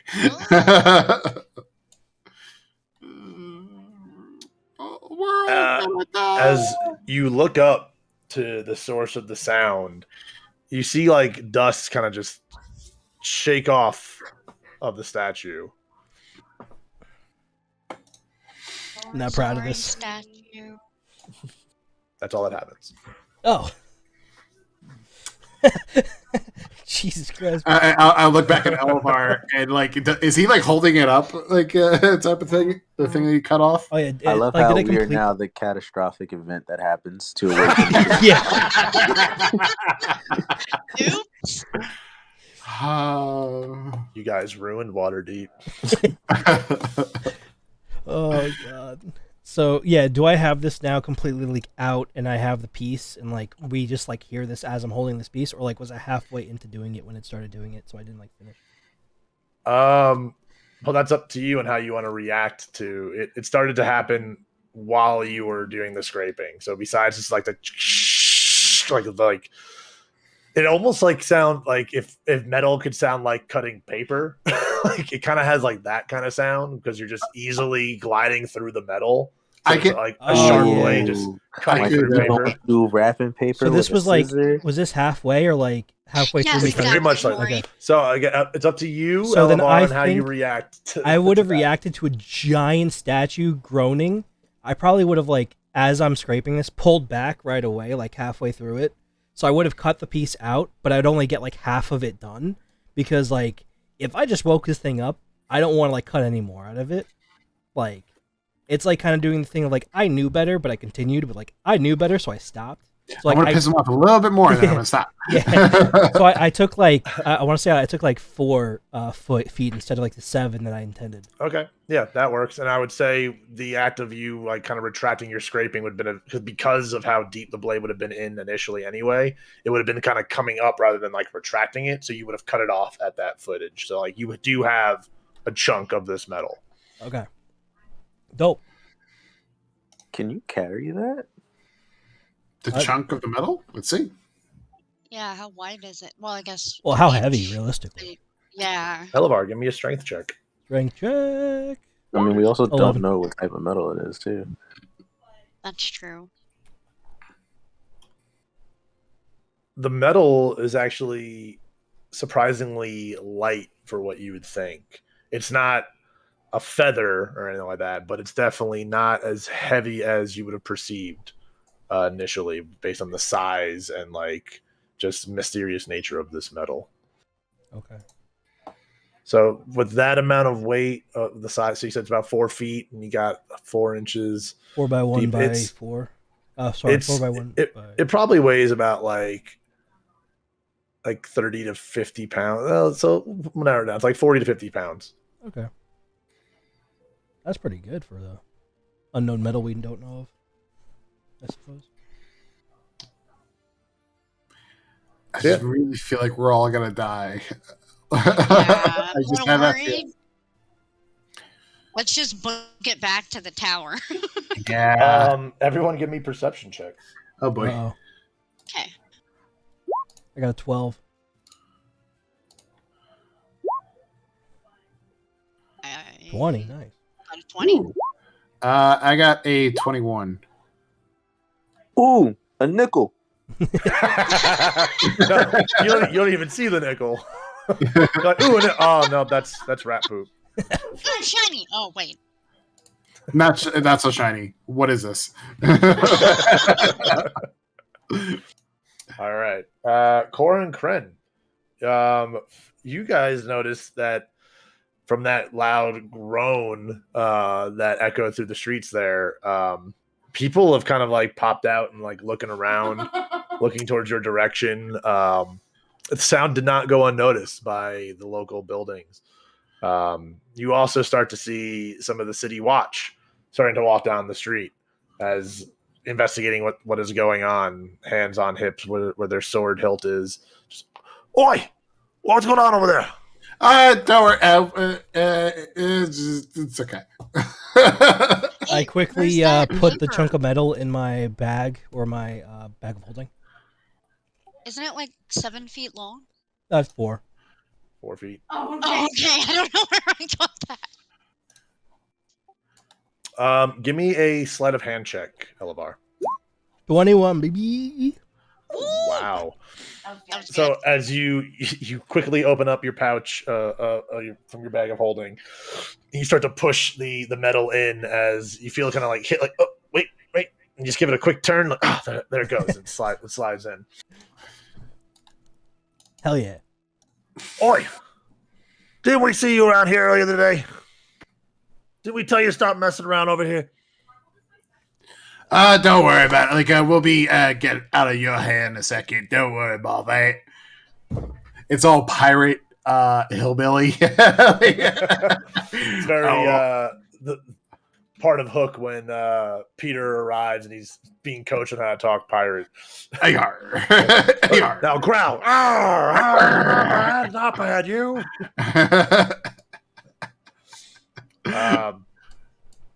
As again, there's still like the night watch is closer, is pretty much up with you guys, hands on their swords. Who are? What are you doing around here? We told you to stop messing around with this. All right, fine. We're on our way. No, you stop. Who are you? Who are you? We're the city watch. Who are you? We asked the questions, not you. Are you sure? Because I have some questions myself. Pure confusion.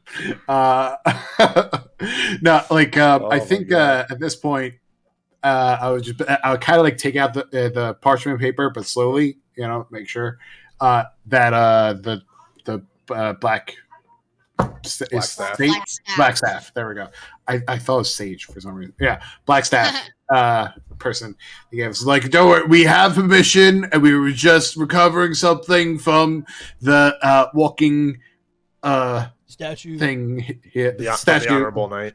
Yes, of course. Yes, like don't worry about that. This is of great importance. That is way above your pay grade. The situation's under excuse control. me, we'll be on our way.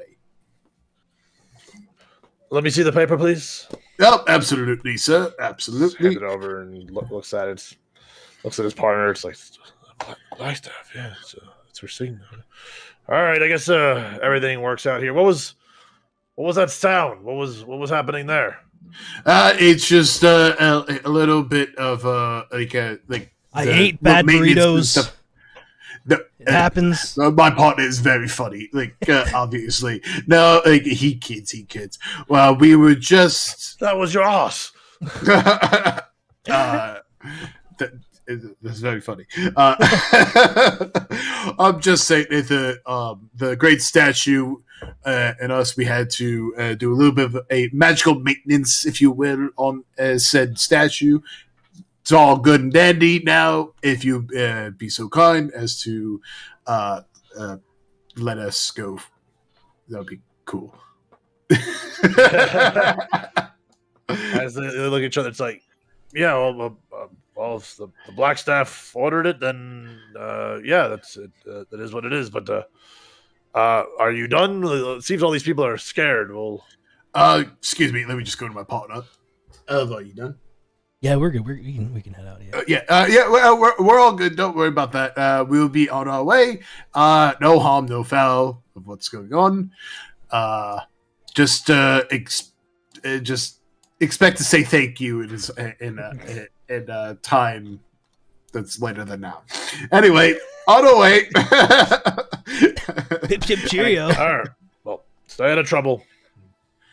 Just hand you back the paper and let you go about your business as they disperse to the other people that are in the street now and calling everyone back, telling everyone to go back into their homes. Everything is fine. Well done. Well done. Very nice speech, Cren. I never know what's going to happen with my mouth. No idea. Anyway, Okay. Let's go back and let's go to the blacksmith. Well, it's late at night, so they probably aren't even open. Plus, we'll probably do that early in the morning. Let's rest. Well, Well, here's my idea. I think I just saw some of the blacksmith people right round. Yeah. Well, you never really want to talk with baby right round. You never really want to talk with people that are shady at night. But also, the rune's empty, and I think it takes it'll recharge maybe tomorrow. And if we just give them this whole block of metal, that's fine for me. But if you want to inspect it, I'm thinking we cut off tomorrow when it's recharged, we cut off a little bit extra just to keep. This way you can kind of use it later on. Oh, all right. So I want to actually make sure that, because I don't know anything with this with this metal. If anything happens, like if I try to bang it with a mount or something, it might explode all of existence for all we know. So instead of let's talk to the black staff people and ask, can I take a little piece for myself? Because then they'll be like, yeah, sure. Or be like, no, you can't do it. Well, they said we could definitely try to take the metal off. And then I think from that point, they don't get the metal. This is our metal now. Well, this is our metal to go to give to the blacksmith. But they have no relation to the blacksmith, so the blacksmith just asks for a chunk of metal. They never know what size it is. So until we give them that metal, this is our metal, so we can use it any portion. I could even just give them the one small sliver of metal and just call it a day. But I think they want a little bit of a chink. So I think we could still cut it tomorrow. You'll have a piece. If you want to talk to Blackstaff for whatever reason, go for it. But I think at this point, this is our metal. All right, fair enough. Yeah, at the beginning, let's cut a little bit more off of it, and let's go from there. Yeah. Cool. And then I guess we'll make our way now back to the Blackstaff, and we're having this conversation as we walk through the streets. Gotcha. All right. I'm going to take a quick break to go to the bathroom. Cool. Because I got to go. And we'll reconvene. Okay. Reconvene. I'm going to make a cup of coffee. I'll be right back.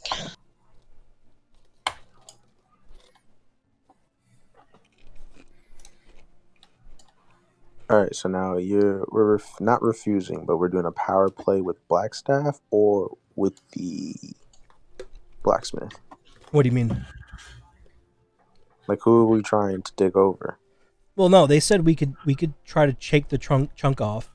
I don't think they ever said that we need to give them the metal, right? No. But it is shady if we do. It's shady at both sides, right? Yeah.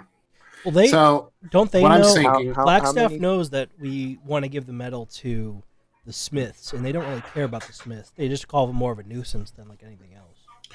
Right. But and what are you trying to do with the metal? Well, Elva, I think, was thinking of having it where I could probably make something out of it using my artificial skills, of course. But or duplicate it. I don't know about how duplicating is going to work. Well, we don't know. Well, definitely. I'm not an alchemist. I'm an artificer. There's the putty knife can make the small amount of anything into 30 feet of a smooth whatever. So we could definitely keep on replicating it in some way. But I'm thinking then why don't we give chunks to both? See who identifies the type of metal that it is the fastest. Well, we can. Well, I assume that. But because this is essentially going to Cren to craft things later with, right? Well, not craft with. It's kind of just do whatever with. So I think the best form of action then would be 3 feet go to the blacksmith of the block, 3 feet to the blacksmith, and then a little bit more than then there's a foot left over.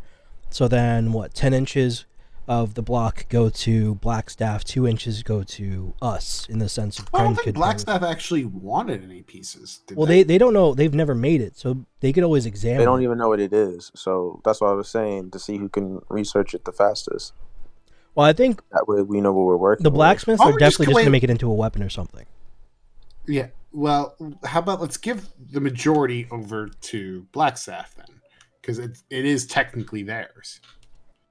My thing is, if you wanted to make weapons out of it or do your gun, then essentially both parties would have to get less than what we retain for like future uses, unless you're trying. Because like, are you trying to get that? So how about option this? in? We keep 2 feet. We give 1 feet to Blackstaff, and we give the other foot to the blacksmith. The issue comes with, if we were watched by the blacksmiths, they know about how much we took off of. We could definitely tell them, hey, we got 3 feet, when realistically we got 4, because it looks just relatively the same. It's not that far off. I don't think they noticed we were trying to do something, but I don't think they would know. But also, like, I how don't much think we took. the blacksmith would care as long as they get their piece. Or they Like, if know there was- now that it's possible for them to do it. So Right. yeah, Information more so than the actual item. because that's true. realistically, if it's some type of metal that needs magic in essence to cut it, we have leverage with the putty knife. Because Right. Yeah, we have at least a that's what right guaranteed. now we know that that's what can cut it. All right. Yeah. So for us, 2 feet go to us.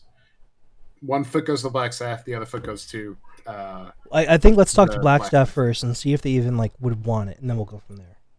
Okay. Well, let's just cut off our 2 feet. Well, we can't cut it yet. We have to cut it tomorrow. Well, that's all the thing. We can't repeatedly cut I mean, it. like, yeah. We have to cut it over a certain amount of days. That's the thing. Remember that, because it's 1 charge per day. So this would take upwards of a few days because it's Wait, cut it once, cut it again. would we need to do anything though? Because if it's magic and that cuts, scrapes, and spreads, right? Mm-hmm. We could spread that shit over our armors and weapons. Good question. Literally having it as butter me up, woman. I mean, you scrape What magical. I'm just saying, think about it. In which that sense, For we one would then. person's thing, it has to be a continuous spread. Because if he stops, like, I don't know if we could still do it, right? It's 30 feet of a Until spread. What's when the it surface be area of continued- X item? That's Yeah, what when we it have to consider. We're spread until he gets to the end of said thing. Dude, I want to play D&D for fantasy, not math, okay? Kyler's not even back yet. D&D is math. Well, because we're gonna have to No, calculate it- surface area of the items that we're wearing. For example, weapons were probably a lot less surface area, so that's like probably 10 to 20 feet of surface area. So that's fine per whatever. But then it comes down to like armor is different because then you have to factor in the paulders and factor in like the different types of like, are we doing a chainmail? Is chainmail just the general surface area, or the general surface area of each ring individually? Like it gets crazy. Like how I many know rings that, are part of the but chainmail? Again, we give them both metals, and let's say they can't melt the metal. Well, let's get back to the Blackstaff and we'll figure this out from there. Because if we can spread it onto our weapons, that means we could then have potentially a +1 or whatever. Then we don't even need to go to the blacksmith. So then I won't mean, even. That's what I'm trying to suggest. In essence, kind of. Well, if we go to figure out what it Blackstaff and they is, figure it out, then Yeah. we don't need to worry about it. Also, we can keep on spreading it to make it. It's basically like an infinite loop of money, because you just spread it and then you cut off. oh, the now small... you're thinking on my side. I've been on your side. That's why it didn't even matter. Like if we took the I small. love how chunk. it's It's just like a white man taking another black man's idea. You know, it's what it comes down to. That's what it comes down to. Oh. Circle of life. You know. All right. What I am noticing though right now is a paladin and basically an angel thinking of about this greed shit.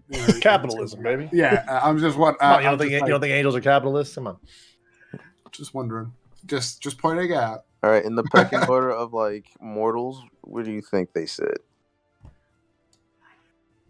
Angels? I'm at a higher table. You know. A higher table than mortals. Yeah. He's the high table in John Wick. You know, he's sending all the Yeah. assassins. Clearly.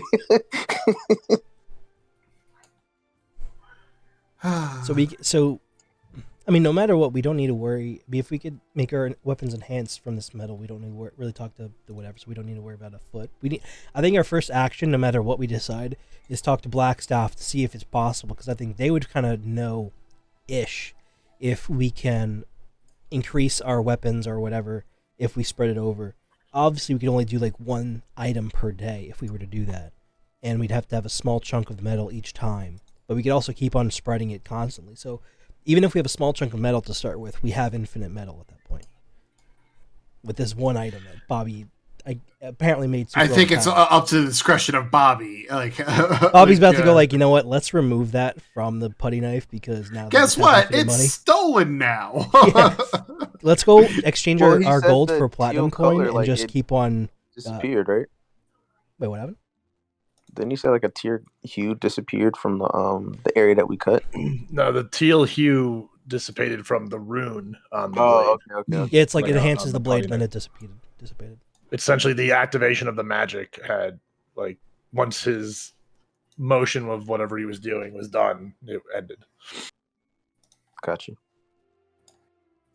I'm actually trying to figure out what they're made of, Oh, or at least what the honorable knight is made of. But no one actually has a listing of it, so I gotta come up with it myself. Fun. Unobtainium. Interesting, yeah. yeah. Or Calcum. Let's throw in some Terraria. Or it could just be Terraria, enchanted well. metal. Something. The easy way out. Enchanted ash. It just describes it as plated. It's just a plated armored knight. Yeah. Oh, then He that also resembles like. a warrior in plate armor with a sword and a shield. It resembles it. So, Oh no, yeah. If it are resembles, you it, telling then me it's that this plate thing armor. was just made out of like just regular iron? Honestly, No, it's definitely not just that. you could play it like that whenever like But I it turns could. on. It like becomes. I mean, no one's ever cut a piece off it before, so As far as I know. In my world, no one's ever cut a piece off it, so no There one we go. actually knows what it is. That sounds about right. So, okay. Like blacksmiths would definitely would want it because it's a metal they don't know about. But maybe it could just be fucking iron. But no, it's not just iron. There's something coming from the fucking eternal plane and shit. Like that's not just some regular metal. Oh, this is where you just call it eternal iron. Like, Yeah, pretty much. That's all I'm Eternium. gonna do. yeah. Eternium. Eternium. It's unobtainium. We have to kill all the blue people to get. I love how that was also in the movie The Core, where like it was set as a joke. We're just like, yeah, I called it unobtainium. Yeah, just like, yeah, that's a stupid name. Yeah, but like, there's a scientific reason. No, whatever. It's too much to get into. Still getting started. No start. So yeah, all right. Let's Head back to Blackstaff and talk to them about this, and then we'll go from there. Yes, good plan. Okay. You guys walk back through the city.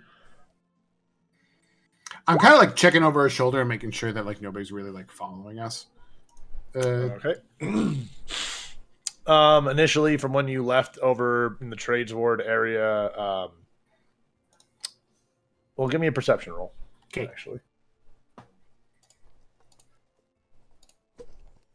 Perception.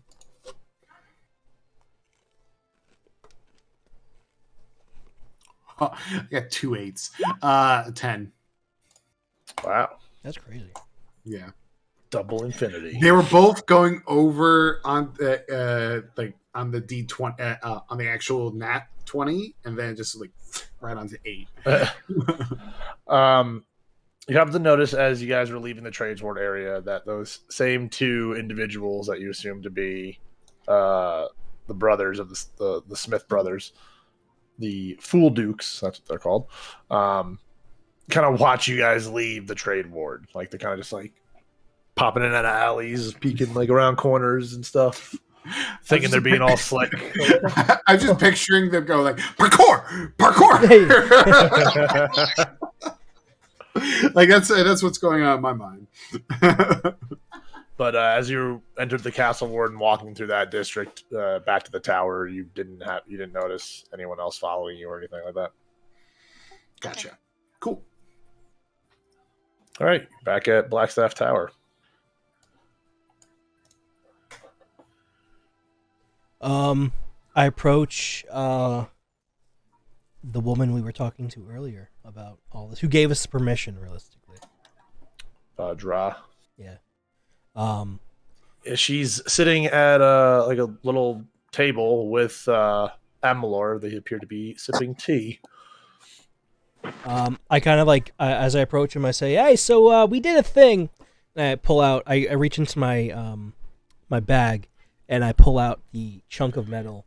And I Are ask, we in trouble? I just as I hold this, he says, "Hurry, trouble." And I'm just like, I look at him, and I kind of just stare at them, like, "Are we?" Because I did cut it. We heard a sound. Yes, we heard it too. As she just finishes sipping her tea, puts it down onto the table. That's a very sizable piece. Well, it's so convenient for Amalor to let you know you had something to do this with. That she kind of just glares at him. He's just like, do you want us to put this back? Like, because I don't want to start nothing. No. The job's a job, and a bet's a bet. As she slides over some gold pieces over to Amalor, and he's like, puts it in his pocket. Wow. So, no, that is. Do you want any? Yours. Do you want any of it? I mean, sure. Okay, so I'm just going to tell you logistically of what we're trying to think of right now, and I tell her that I want to give you a piece, give the blacksmith a piece, and keep about like 2 feet for ourselves and be able to use it. So that's that's basically how I'm thinking of how to do this, and wondering. I want to see like her reaction to it. No, that is much appreciated. That you would even think to give me a piece of what is mine to look after. She's kind of like smug about it. She's still a little upset that she lost the bet, but she reiterates that the job was a job. It's technically that is all within your property to do as you wish. But yes, if you'd be so kind to give me a piece back, I would very much appreciate that. Sure. Okay. But now knowing that you have the means of doing this, I highly advise you do not attempt this again. Oh yeah, no, we're definitely. It made a thing. The only time will happen like, if you go against us or something. Don't worry about that. Like if we find out that you're a bad guy or something, we're gonna do it. But like other than that, like if you're still on the level, still all good and everything, we got nothing to worry about. That is good to hear. She's still just kind of just like okay. We gave it to these. She's like, I can't wait. Like she's just rattling in her head, like, can't wait to deal with like the lords of Waterdeep tomorrow morning when they asking questions about that shit.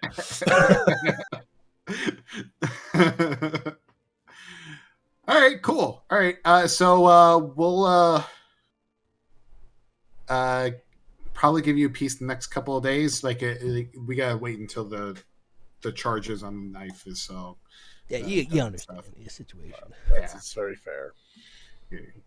All right, so I guess like after we figure do all this stuff out, like do the cutting, like over the next couple of days, we could jump into the ring and like get that settled.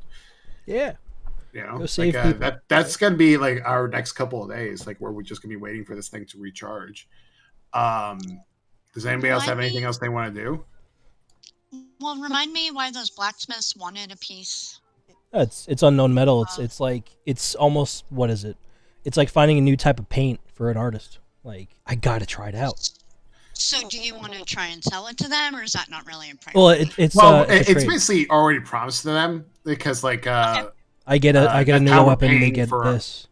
Yeah, as the the Blackstaff had mentioned when you guys said who you guys had talked to about this, that this is just a thing that they always do because they're just troublemakers. So like they tell people like, hey, go get us a piece of the honorable knight. We'll do something for you. But most people that fuck with the honorable knight end up getting arrested, or like you're not supposed to be fucking with these like artifacts or these like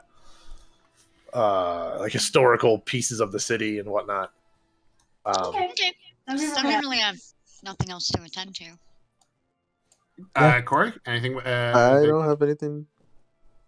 No. All right, so Bobby, could we do like a kind of a fast forward type of deal? I mean, it is the nighttime. By the time you guys got back, it's probably like close to midnight after everything is said and done. Yeah. So like, I mean, we'll just nap. We'll nap. We'll go to bed. Like, are you planning? Like, do you want to wait to cut everything before you go into the ring? Like, I guess. I think so. That's Like, the plan the things that need to be done is to cut it where it's like. Yeah. Well, we could release like tomorrow morning. Like, I'm saying, like, do you want like, are you like, is your plan to wait before you go into the ring? Wait each day to make these cuts. Or are you like just waiting to make the first cut and then you're gonna jump into the ring? Well, here's the thing: we could do. I think we're gonna wait until we do all the chunks of the cutting, get all that stuff settled out, so that Olivar could get better armor or weapon. There's a weapon, right? Weapon. Yeah. Well, we can either try because we need to just make 2 cuts because it's 1 foot, 1 foot, 2 feet. So we could cut 1 foot off and talk to the weaponsmith tomorrow right away. The blacksmith tomorrow right away. Just give them the 1 foot. And then we could even just go into the ring then, because once we come back out of the ring, we'll still be in the same area, and we could just cut it off after that point and give it to them then. Okay, yeah. See that. So yeah. So we just we promised Blackstaff a chunk, but like once we come out of the ring, they'll get the chunk basically. And eat and drink, of course. Like the normal long rest sort of deal. Yeah. Okay. No rest whatsoever. I want 3 levels of exhaustion. Just nothing. Okay. I'm kidding. You're all going to go to sleep? Night-night. Yep. Night-night. All right. As the Blackstaff shows you 2 quarters that you guys can all individually have and whatnot. As you're all settling in, Cora, what's your passive perception?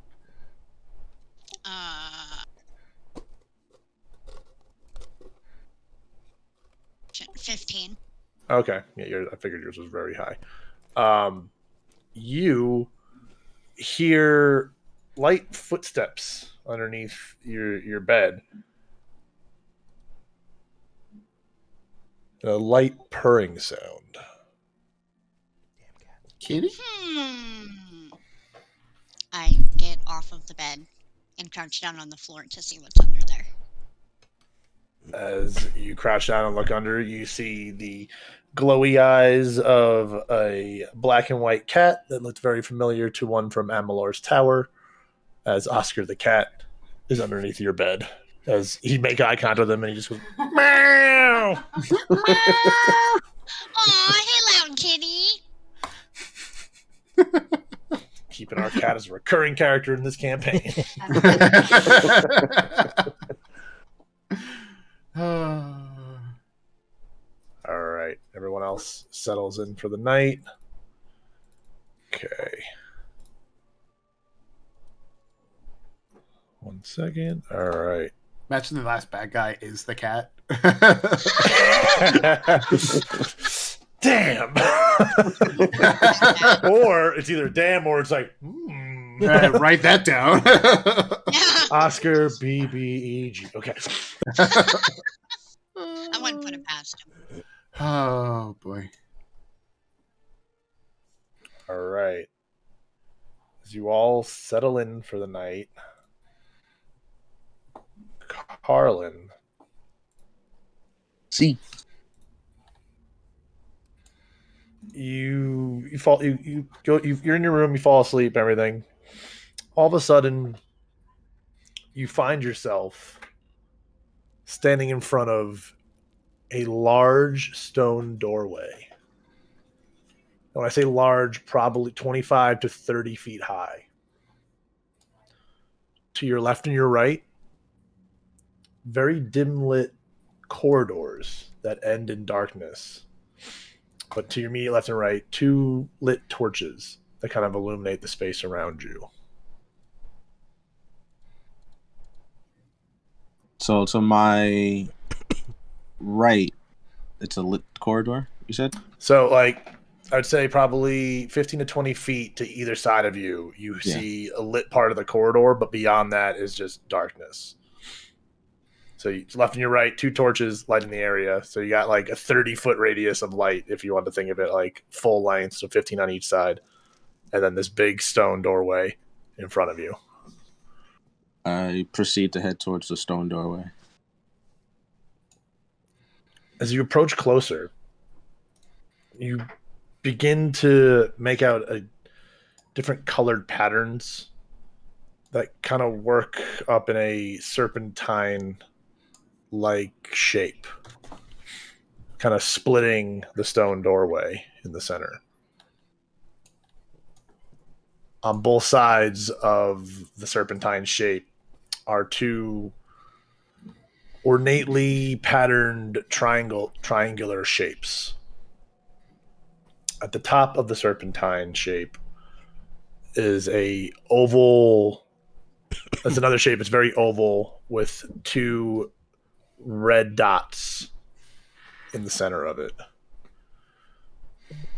mostly probably representing eyes,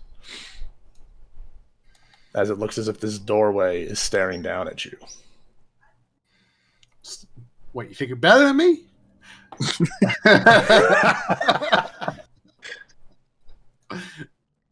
I go through.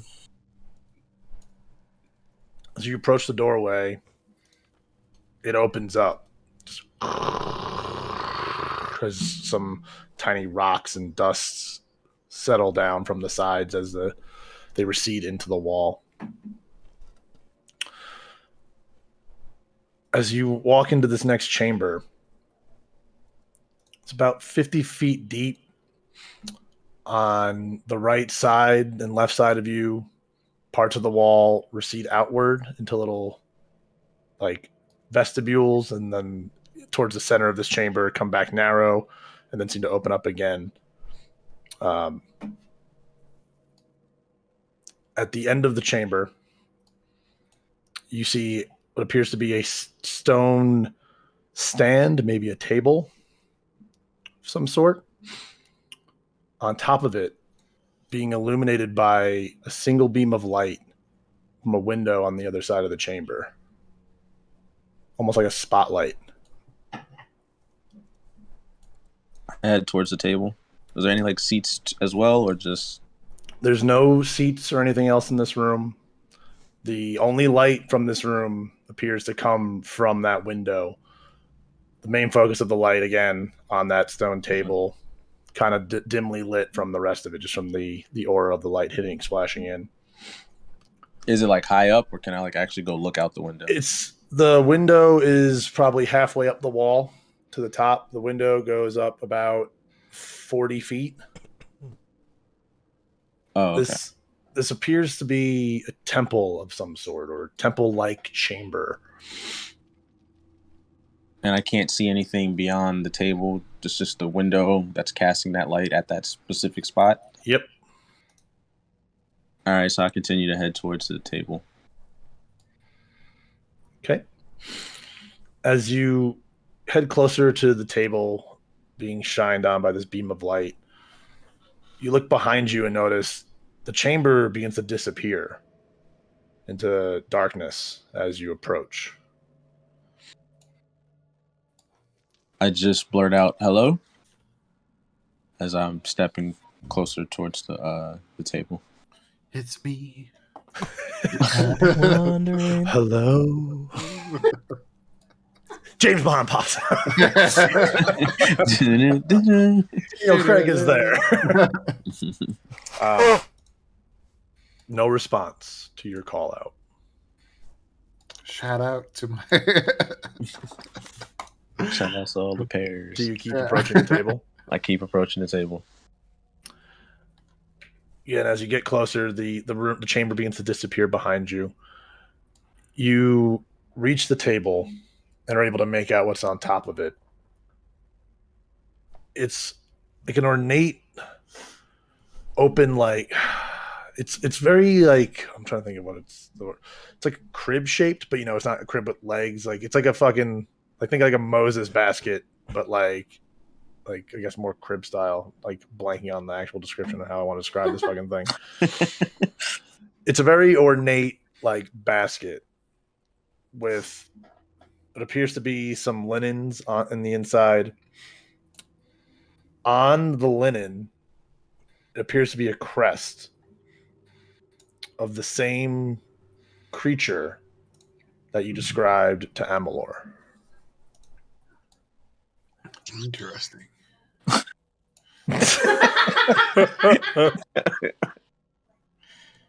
Do I recognize the crescent at all?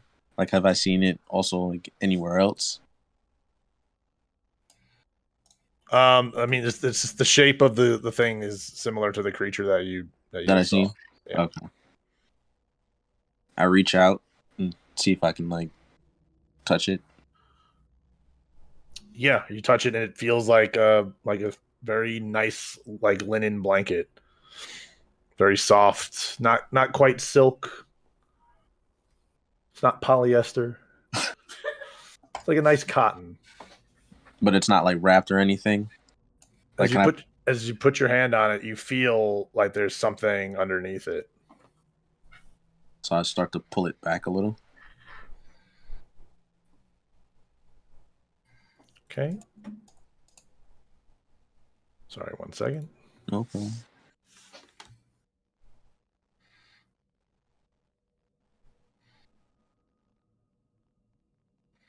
As you pull it back, you reveal the face of a child. Ah! A child. Disgusting. Sleeping ever so peacefully. Just caked in this ray of light. Do I notice it has like any similar like birthmarks as myself? Like anything that identify like that's me as a baby, or Give me an investigation check.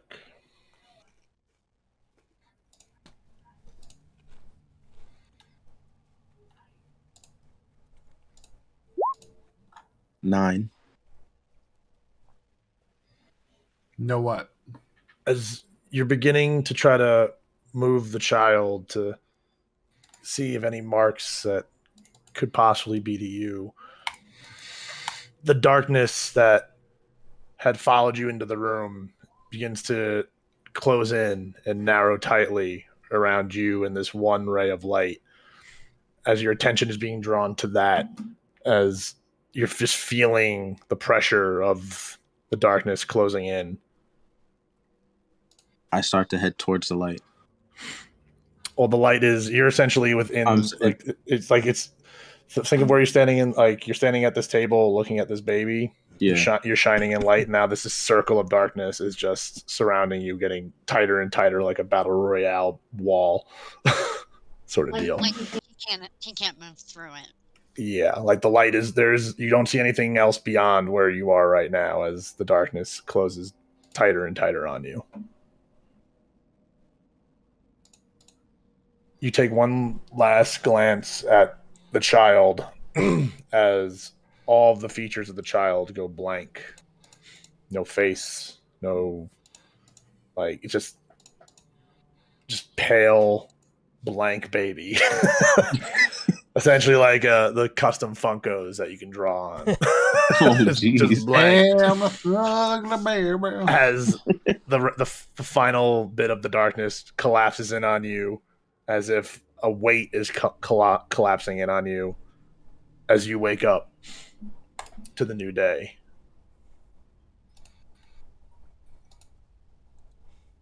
It was a dream. Is anybody else up around me? I mean, you guys all had your own chambers, so you're by yourself. Oh, by myself. Do I notice like anything different happening to me? Like, you're very sweaty. These weak arms are heavy as vomit on a sweater already. There's this mom spaghetti in the corner. I don't know what's going on there. Jesus Christ. Papa Doc's outside just yelling at you. Well, actually, then I should say the Falcon or the new Captain America is outside just talking shit. Is there a throw up on my sweater still? It's okay. You just call him Clarence and he flies away. It's fine. Actually, it makes sense with Angel stuff, you know. Like Clarence, Get here, Clarence. Clarence, Clarence. I can't do a Jimmy Stewart impression. I can't. Like, Clarence. All right. Well, it's a new day. After I wake up and I get ready, I kind of just take out the chunk of metal and I measure roughly about a foot, and I'll kind of runic enchant or chant the runic word, dwarven word, cut, and I'll cut the metal. I'm just picturing cut, but with like a umlau or something in there. No. I'm just picturing Elevar just chanting cut in Dwarvish while everyone else is waking up for the day. I was like imagining, like, I wake up, I'm like, I gotta do stuff. So I'm like just sitting on my bed. I take out the metal, like my bag and everything, put it on the bed, and I'm just like a 5-year-old with a bunch of Legos. Like, I'm too excited. I gotta do it now. So, I feel like because you described it that way, I should give you a chance to fuck it up royally. oh god. Doing it first thing when you wake up, huh? Oh dear. Oh man, I guess I gotta have some fun with it. Give me a sleight of hand check. Oh dear. 24. Oh, thank God. Elevar successfully does not cut his dick off in the morning. Fuck. I had Honestly, no faith that was going to happen. possibly the worst thing that could happen to my character, seeing how Gotta take away his favorite toy, like yeah. Theon. Oh boy. Oh god. He just presented to the succubus anyway. It's fine. See?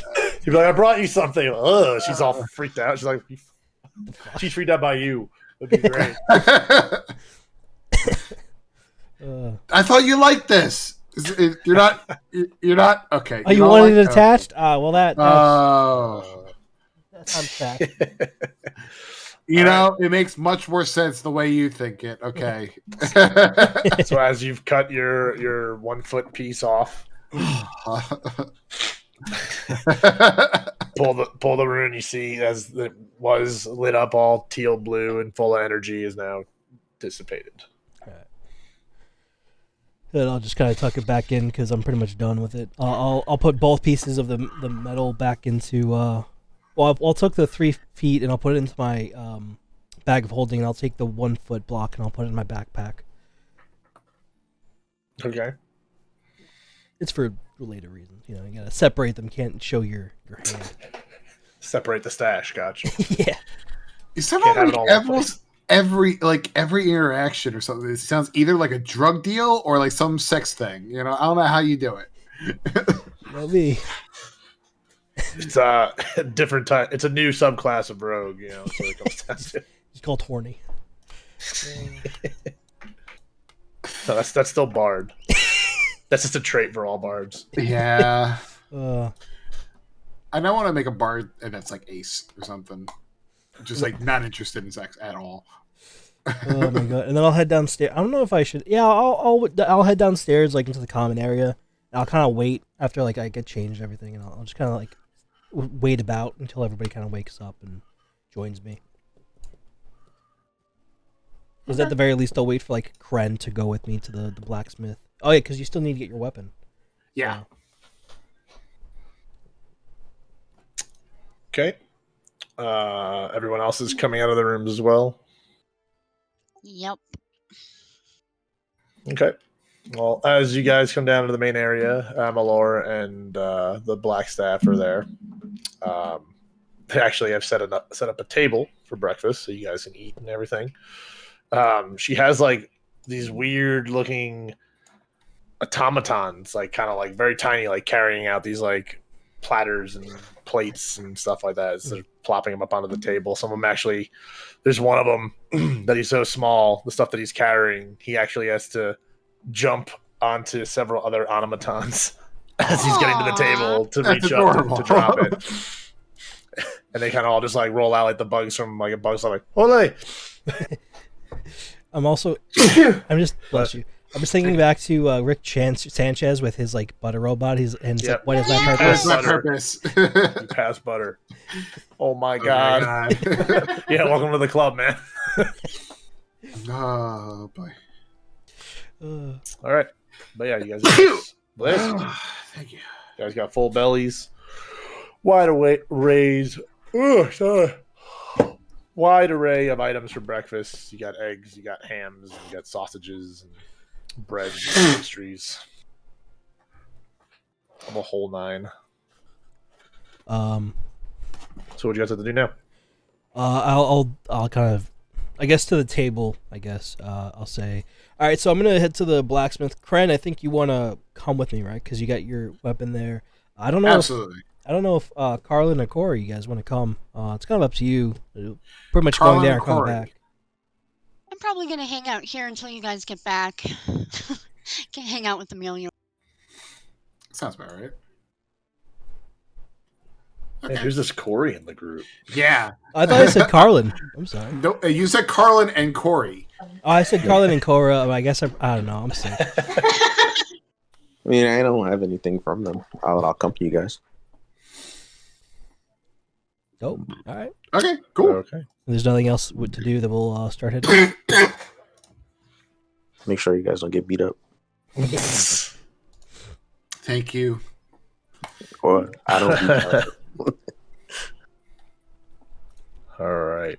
So yeah, you guys go back to the Fool Duke Brothers Smith shop. As you enter, same doorway as you guys did the first time. As you come in, feeling the heat of the forges that are going on there, and again you see a plethora of different male humans, varying from different ages and degrees of soot cover, just kind of about the room. All right. So we'd have a little bit of payment for you guys. Well- Is our stuff ready? Who are you again? You son of a bitch. And Cren and Elava from the other day. I just wave. Like, yeah. Was it yesterday? I think it was yesterday.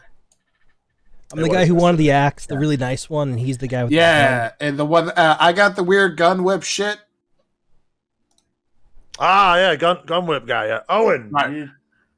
you working on the gun? I'm not working on the gun. You see this guy that's kind of just like picking his fingernails. I'm not working on the gun. Oh, Liam, you on the gun? Hey, I'm not working on the gun. As he's slamming his hammer down on My confidence in on a this sword. place is like dropping every second. And, all I'm hearing is just like, oh, I should take my business someplace else. No. Give me a perception check. Thank you. Perception advantage. Thank you, Shield. 16. All right. You see out of the corner of one of the doorways to the side of the main forge area of the shop, you see the two very familiar faces that you saw last night watching you carve the metal out of the honorable man. Being now that you're closer and in the shop, you recognize one of them to be one of the younger brothers that dealt with you guys yesterday. Gotcha. Just like, oi, you know I got payment. Where the hell is my service? As the guy that you were talking to when you first got in looks over and sees the two younger brothers kind of snickering and looking around the corner. oh, and you see him just like throw like some leather gloves like that, where they you hear him laughing and like run off. It's like, oh yeah, all right, yeah. I remember you. Yeah. We're it's a little more complicated than we thought of the first idea. One of the brothers didn't really have a quite successful test. As you look over, and he kind of shrugs, and you can see one of the brothers' hand is just completely wrapped up with a big, like, within the lighting in there, you just see like a dark spot, like kind of in the middle of the bandage, like of like what you would imagine would probably be blood still soaking and dirtying that bandage. Gotcha. Okay. Yeah, it's been a fun one to try to make, but it's a little more complicated, so it's going to take a little more time. Okay. Probably about another day or so. I am not disappointed. I am just heartbroken. I mean, it's a very complicated device you want here, one of a kind, so, we got to make sure it's up to our standards, and, we don't want you going out there with some shoddy equipment spreading our name around. Absolutely right. Now, just so you know that I'm serious, I kind of asked Elvar to give me the foot. As he says that, I kind of like follow his lead. I take my backpack and I put my backpack on there and I open it for them to see as well.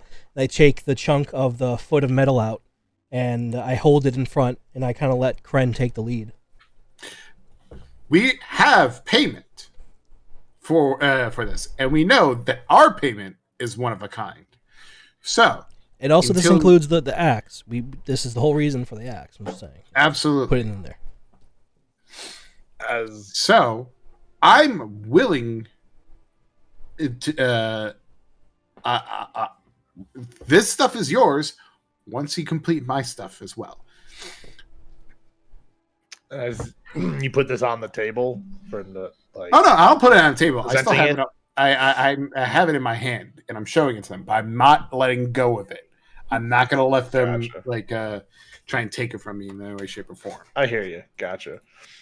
As you just pull it out, like the one brother that's right in front of you, like his eyes just kind of go wide. It's kind of like just like lost in it as he's like leaning in. All of a sudden, like 3 or 4 other brothers' heads kind of like pop up over the counter, like, oh man, they got a piece. It's like we thought the little shit was fucking lying. At the time, we were. I'll give you that. But we did it. How did you do that? Our methods will stay with us. But a little bit of luck in Rusty's. A lot of luck. You too could be like me. Monorail. So yeah, like I'm just I don't disclose how it was done. Gotcha. I'm just saying that we have some that we think would be more than enough for anything that you would like to do. As they all kind of like had to like snap back, like, is that why there was that big old groan last night? Like, yeah, you're very perceptive. I mean, we live like half a block from it. Shit was Again, loud. You're very perceptive. Let's just say this was a task, and this might be the only foot of, like the only size of this in existence. It was incredibly hard to get away from it. We risked our lives to get this piece. I look over to Cren. I'm like, that's good point. Good. Yeah. So we definitely risked our life. Like, for all we know, the giant could have just stepped on us. Like, like with the amount of danger that we were in and did not even realize it was immense. Actually, yeah. So, I think this calls for the axe, and I think it's proper payment as well for the gun, of course. Well, I don't want to give them payment yet, well, because like kind of they haven't got the gun. For like, it looks like they haven't even started on the gun. Well, no, they did. They did. I'll also give you with the perception check that you also had before. this, besides the younger brother that you saw like snickering that you recognized, all these brothers look different from what you guys saw yesterday. They all look different. They all look different. Like it's not the same group of brothers that was in the room before. So how many? Are they Are they cousins? What's happening? Or are there that many brothers? There's Is this like a Nurse Joy thing, where there's like a lot of them and they kind of look the same, but they're not really? they're all they all definitely look like their family, but they all definitely have distinct features of their own. But you're like, it's like these are all brothers. Like they look very similar to the guys that you saw yesterday, but none of them look precisely like the guys you saw yesterday. So even like to the your main guy we're knowledge, talking to? the bench of brothers that they have that they can cycle through it and out of this shop might be endless. Gotcha. Just because That's pretty it's funny. really fun for me. I just want to know that my stuff will be done, because like I expected some progress. Has there been progress? Can I see it? There's totally been progress. They're actually actively working on it right now. Okay. As I said, working out the kinks. You came to the Fool Dukes. We guarantee every product we put out there. Don't get it twisted there. Are you Althea right now? Yes, I'm Althea. Don't get it twisted there, lady. We'll make what it is you want, and it'll be of high quality and high caliber. I'm just going through a John Mulaney thing of just like, listen, I'm a tiger mom, all right? I'm not this chauvinist pig or whatever. It's like trying to deal like, all right. So I go to this guy, and can I grow like my shins to be a couple inches taller or something? my God. Manipulate just so I could like gain a couple I inches. don't see why you wouldn't be able to. Like,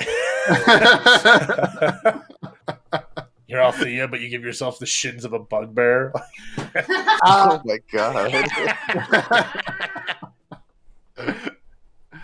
Just man. like, you know what? Do I want to intimidate them? I mean, I don't. No, I I think don't I don't think anything's going to be game from there. They're willing to do what I need to do and stuff. So it's not. Maybe you want to give an insight check on that, like him trying to be sincere. You can go. For yeah, that. I want to do an insight check on that.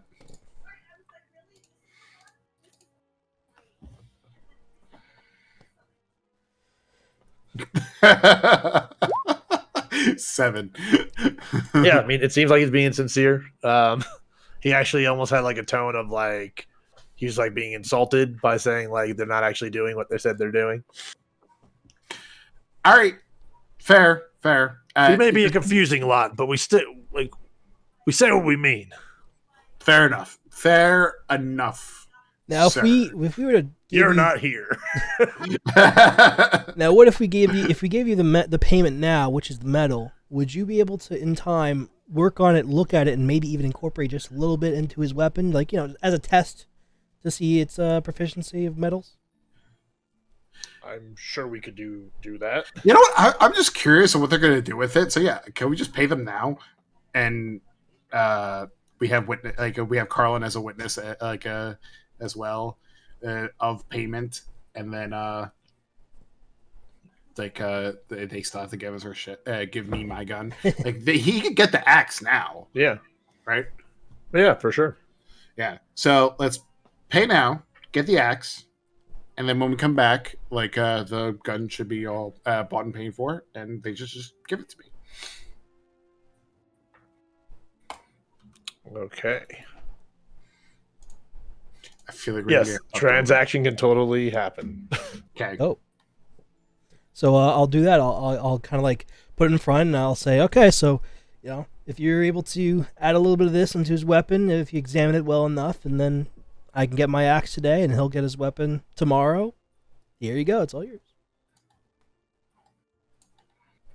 Gotcha. Yeah, for sure. So yeah, he calls for the young boy, comes up. He's like, grab the big axe. He's like, as he gets all excited, just like sprints on back. You just hear him like knocking shit over. Hey, watch yourself. Sorry, father. Put that out. Put that out. Okay. Sorry, father. I just imagine him with like a proper accent, you know, like a proper English accent. She's like, sorry, father. Okay. Brings it out. And so again, that beautifully just ornately carved like inlay of silver and just other just like nice precious metals. Now you have a great axe +2 Oh shit! Nice. in your inventory. And I'll be honest, I actually like for a few nights I was up late, just like thinking about like why didn't I just like say $200 or like half off? Like why did I go so high? I lost sleep. You went on it. so low on that, like you know, give me $20 in an envelope. Like it's fine. It's a couple bucks, you know. Oh my Some God. bus change, you know. Yeah, I felt so like, why did I do that? Oh God. All right. Try to find Do you want to keep your other great axe? can I already I put it in can I your just sell inventory. them? Oh, you did? Thank you. Yeah, I already put it in there. Can I just sell them Just like refresh your shit. my great axe, which is I think just 30 gold? Or like Sure. how would that work? Like I just sell it?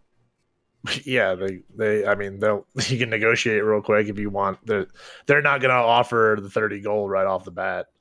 Okay. So If you want to try to roll, if you want to try to get the max amount that you can get for this great axe, give me a perception roll. yeah. So Oh no, sorry, persuasion roll. So as before I roll, I'm like, so I got my old axe. It's been through. It's had its days. It's really good, still good condition. And it's great for any adventurer. And I think this would be great if you were to buy this off me and have it in your shop for the next one and continue the legacy. And I got it at 16 for 30 gold. With a 16 persuasion, he's willing to give you 23 gold pieces for it. Yeah, With that persuasion. I think that's fair. And I'll give it to. I'll trade for that. All right, remove from your inventory, add 23 gold. Yep. 3. Now I just need to go. I pretty much just use like how well you rolled to determine the amount you'd get. Yeah, It's like, no, okay. that makes. Like if you got a nat sense. 20, you would have gotten all 30. Yeah. Perfect. No, I just need to find out where my stuff.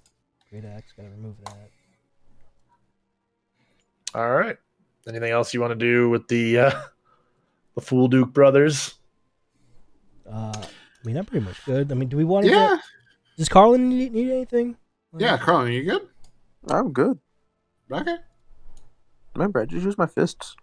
Well, I don't know, maybe you want gloves? I want to see if you want any gauntlets or anything like that. I wear silk You never robes, know. punch people in the face. You know, that's how it goes. Yeah. I'm up here all Yeah. comfy. I'm like every boxer, but I don't take off the robe. I just leave it on. That Exactly. sounds very sexual. No, I'm good. Cora, do you need more arrows? I'm not with you guys. Oh, yeah. I'm back in the tower. Do you think, man. I think maybe we could pick up some arrows for her? You know, it'd be kind of cool. Do you have any specialty arrows or anything like that? You Trick know? arrows. Yeah. Trick something like that. arrows. There's a fella that came by. Falcon Eye came by and scooped up all our special our trick arrows. Gotcha. All right. Damn Falcon Eye. All right. Any way that we could get? Was there any leftover blueprints for those arrows? Like maybe like we could buy off the designs and stuff. That's a family secret there. Fair. But no, you can grab like a bundle of 30 of just regular bolts if you want to just grab them. Yeah, let's do that. I think that'd be nice for her. You know. Yeah. All right. How much is it for the 30? They'll just give it to you. Like Nice. Yeah, like Like- listen, with what like you're we- giving us, it's fine. we got this. It's just yeah. You're basically giving us vibranium. You're good. They just can't believe like they're holding this like metal at this point. I really feel like we should have like upselled it more or something. Or like, Yeah. I mean, that great axe he just got is a very expensive great axe. Fair. yeah, they probably did make out better than us, but at the same time, we still have a lot more of that as well. So You right. Okay, then I guess we're good here. We'll head back to the wizards, and we'll head to the ring. Yeah. Okay. Let's get ready to kill some shit. All right. As you guys, you make your way out of the trades ward back to the castle ward. Nothing happens to you guys for that, thanks to the roll. So you make it back to Blackstaff Tower. And you see Cora hanging out with the black and white cat Oscar on her lap. Frederick is also just kind of laying down at the base of her chair. And Amalor and Vajra are kind of just examining the display of the ring. Vajra's looking through her spell book. Amalor's kind of standing there. His hands are out a little bit. And seems like he could be muttering something to himself. Yeah. Cool. Don't know where to go from there. All right. Oh, well, welcome back. Hi. As Amalor greets you guys as he finishes what he was doing in front of the glass case. Let's get our friend back. You feel you ready to get in there? Yeah. All right. Do it. Let's kill some shit. I mean, yeah. Save our friend. Well, Lady Cora, something that I was thinking about. Will you be bringing your bigger furry companion with you? Yes. Do we have a potion that would work for him? Yes, I was thinking about this last night, so I whipped up another vial as it'd be the only way for you to get Frederick out of there safely. Thank you so much, Melior. That's so sweet.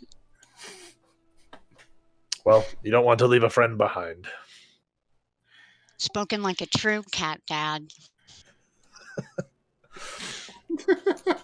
Oscar just kind of jumps up onto his back and just pops up on his shoulder, sitting like almost like a parrot, but he's just not pleasant at all. It's very shrill. All right, you all have everything. So once you go in, there's only one way out. That's through the butt. Wait, no. Wait. Through with the potion, right? Yes. Do not put it up your butt. Drink it. Okay. Unless you turn into a creature with a butt for I don't know what you've seen. Dude, you don't know my life. You don't know where I've been. You've seen Ben Affleck before.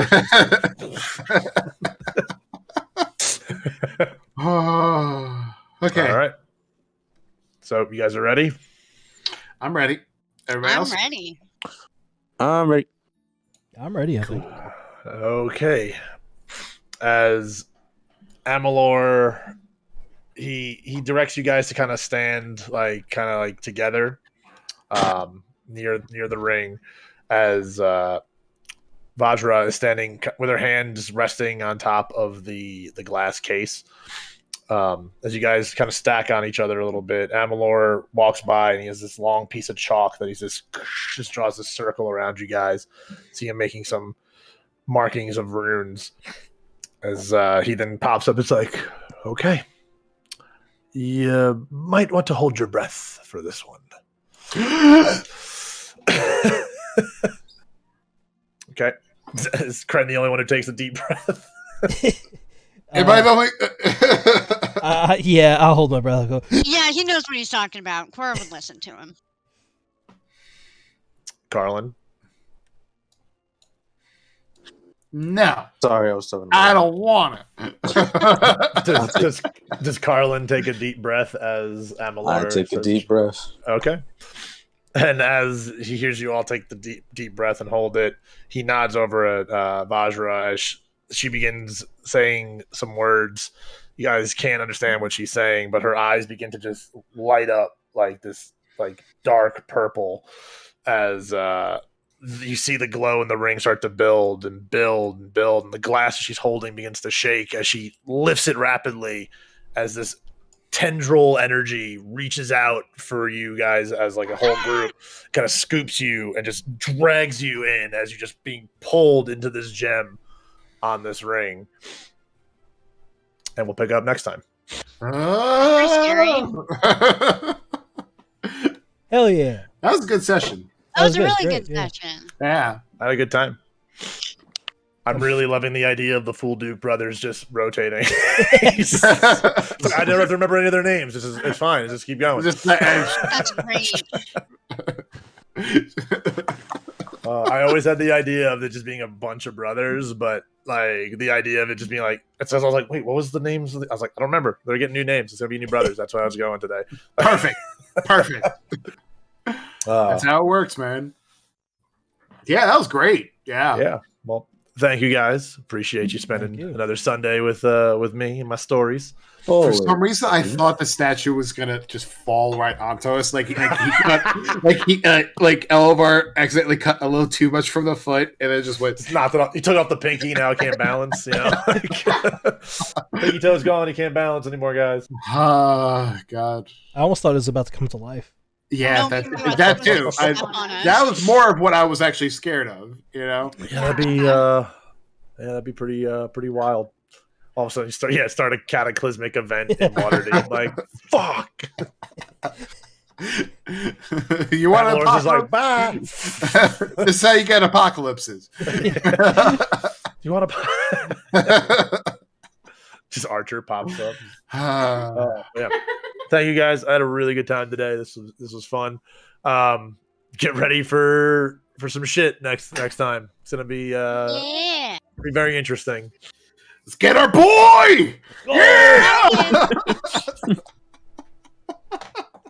Let's go to hell! So you're like Doomslayer. Tyler, you will not be around for the next 2 weeks, so we will not be able to meet. Correct. I got weddings coming up, so gotcha. So it's all good. You're a terrible person, but it's fine. We still love you anyway. So the next time we will be streaming D&D, we'll be continuing Corey's one shot with whatever. What was your character's name that was there the whole beginning of the stream? Grotho. Yeah, the random name generators. Yeah. So we'll continue that next time. Otherwise, 3 weeks we'll meet and continue the journey. Give everyone a lot of time to think about what's coming up. But again, thank you, everybody. Hope everyone has a good day and Happy New Year. Happy New Year, guys. Happy New Year. Bye, everybody. Bye.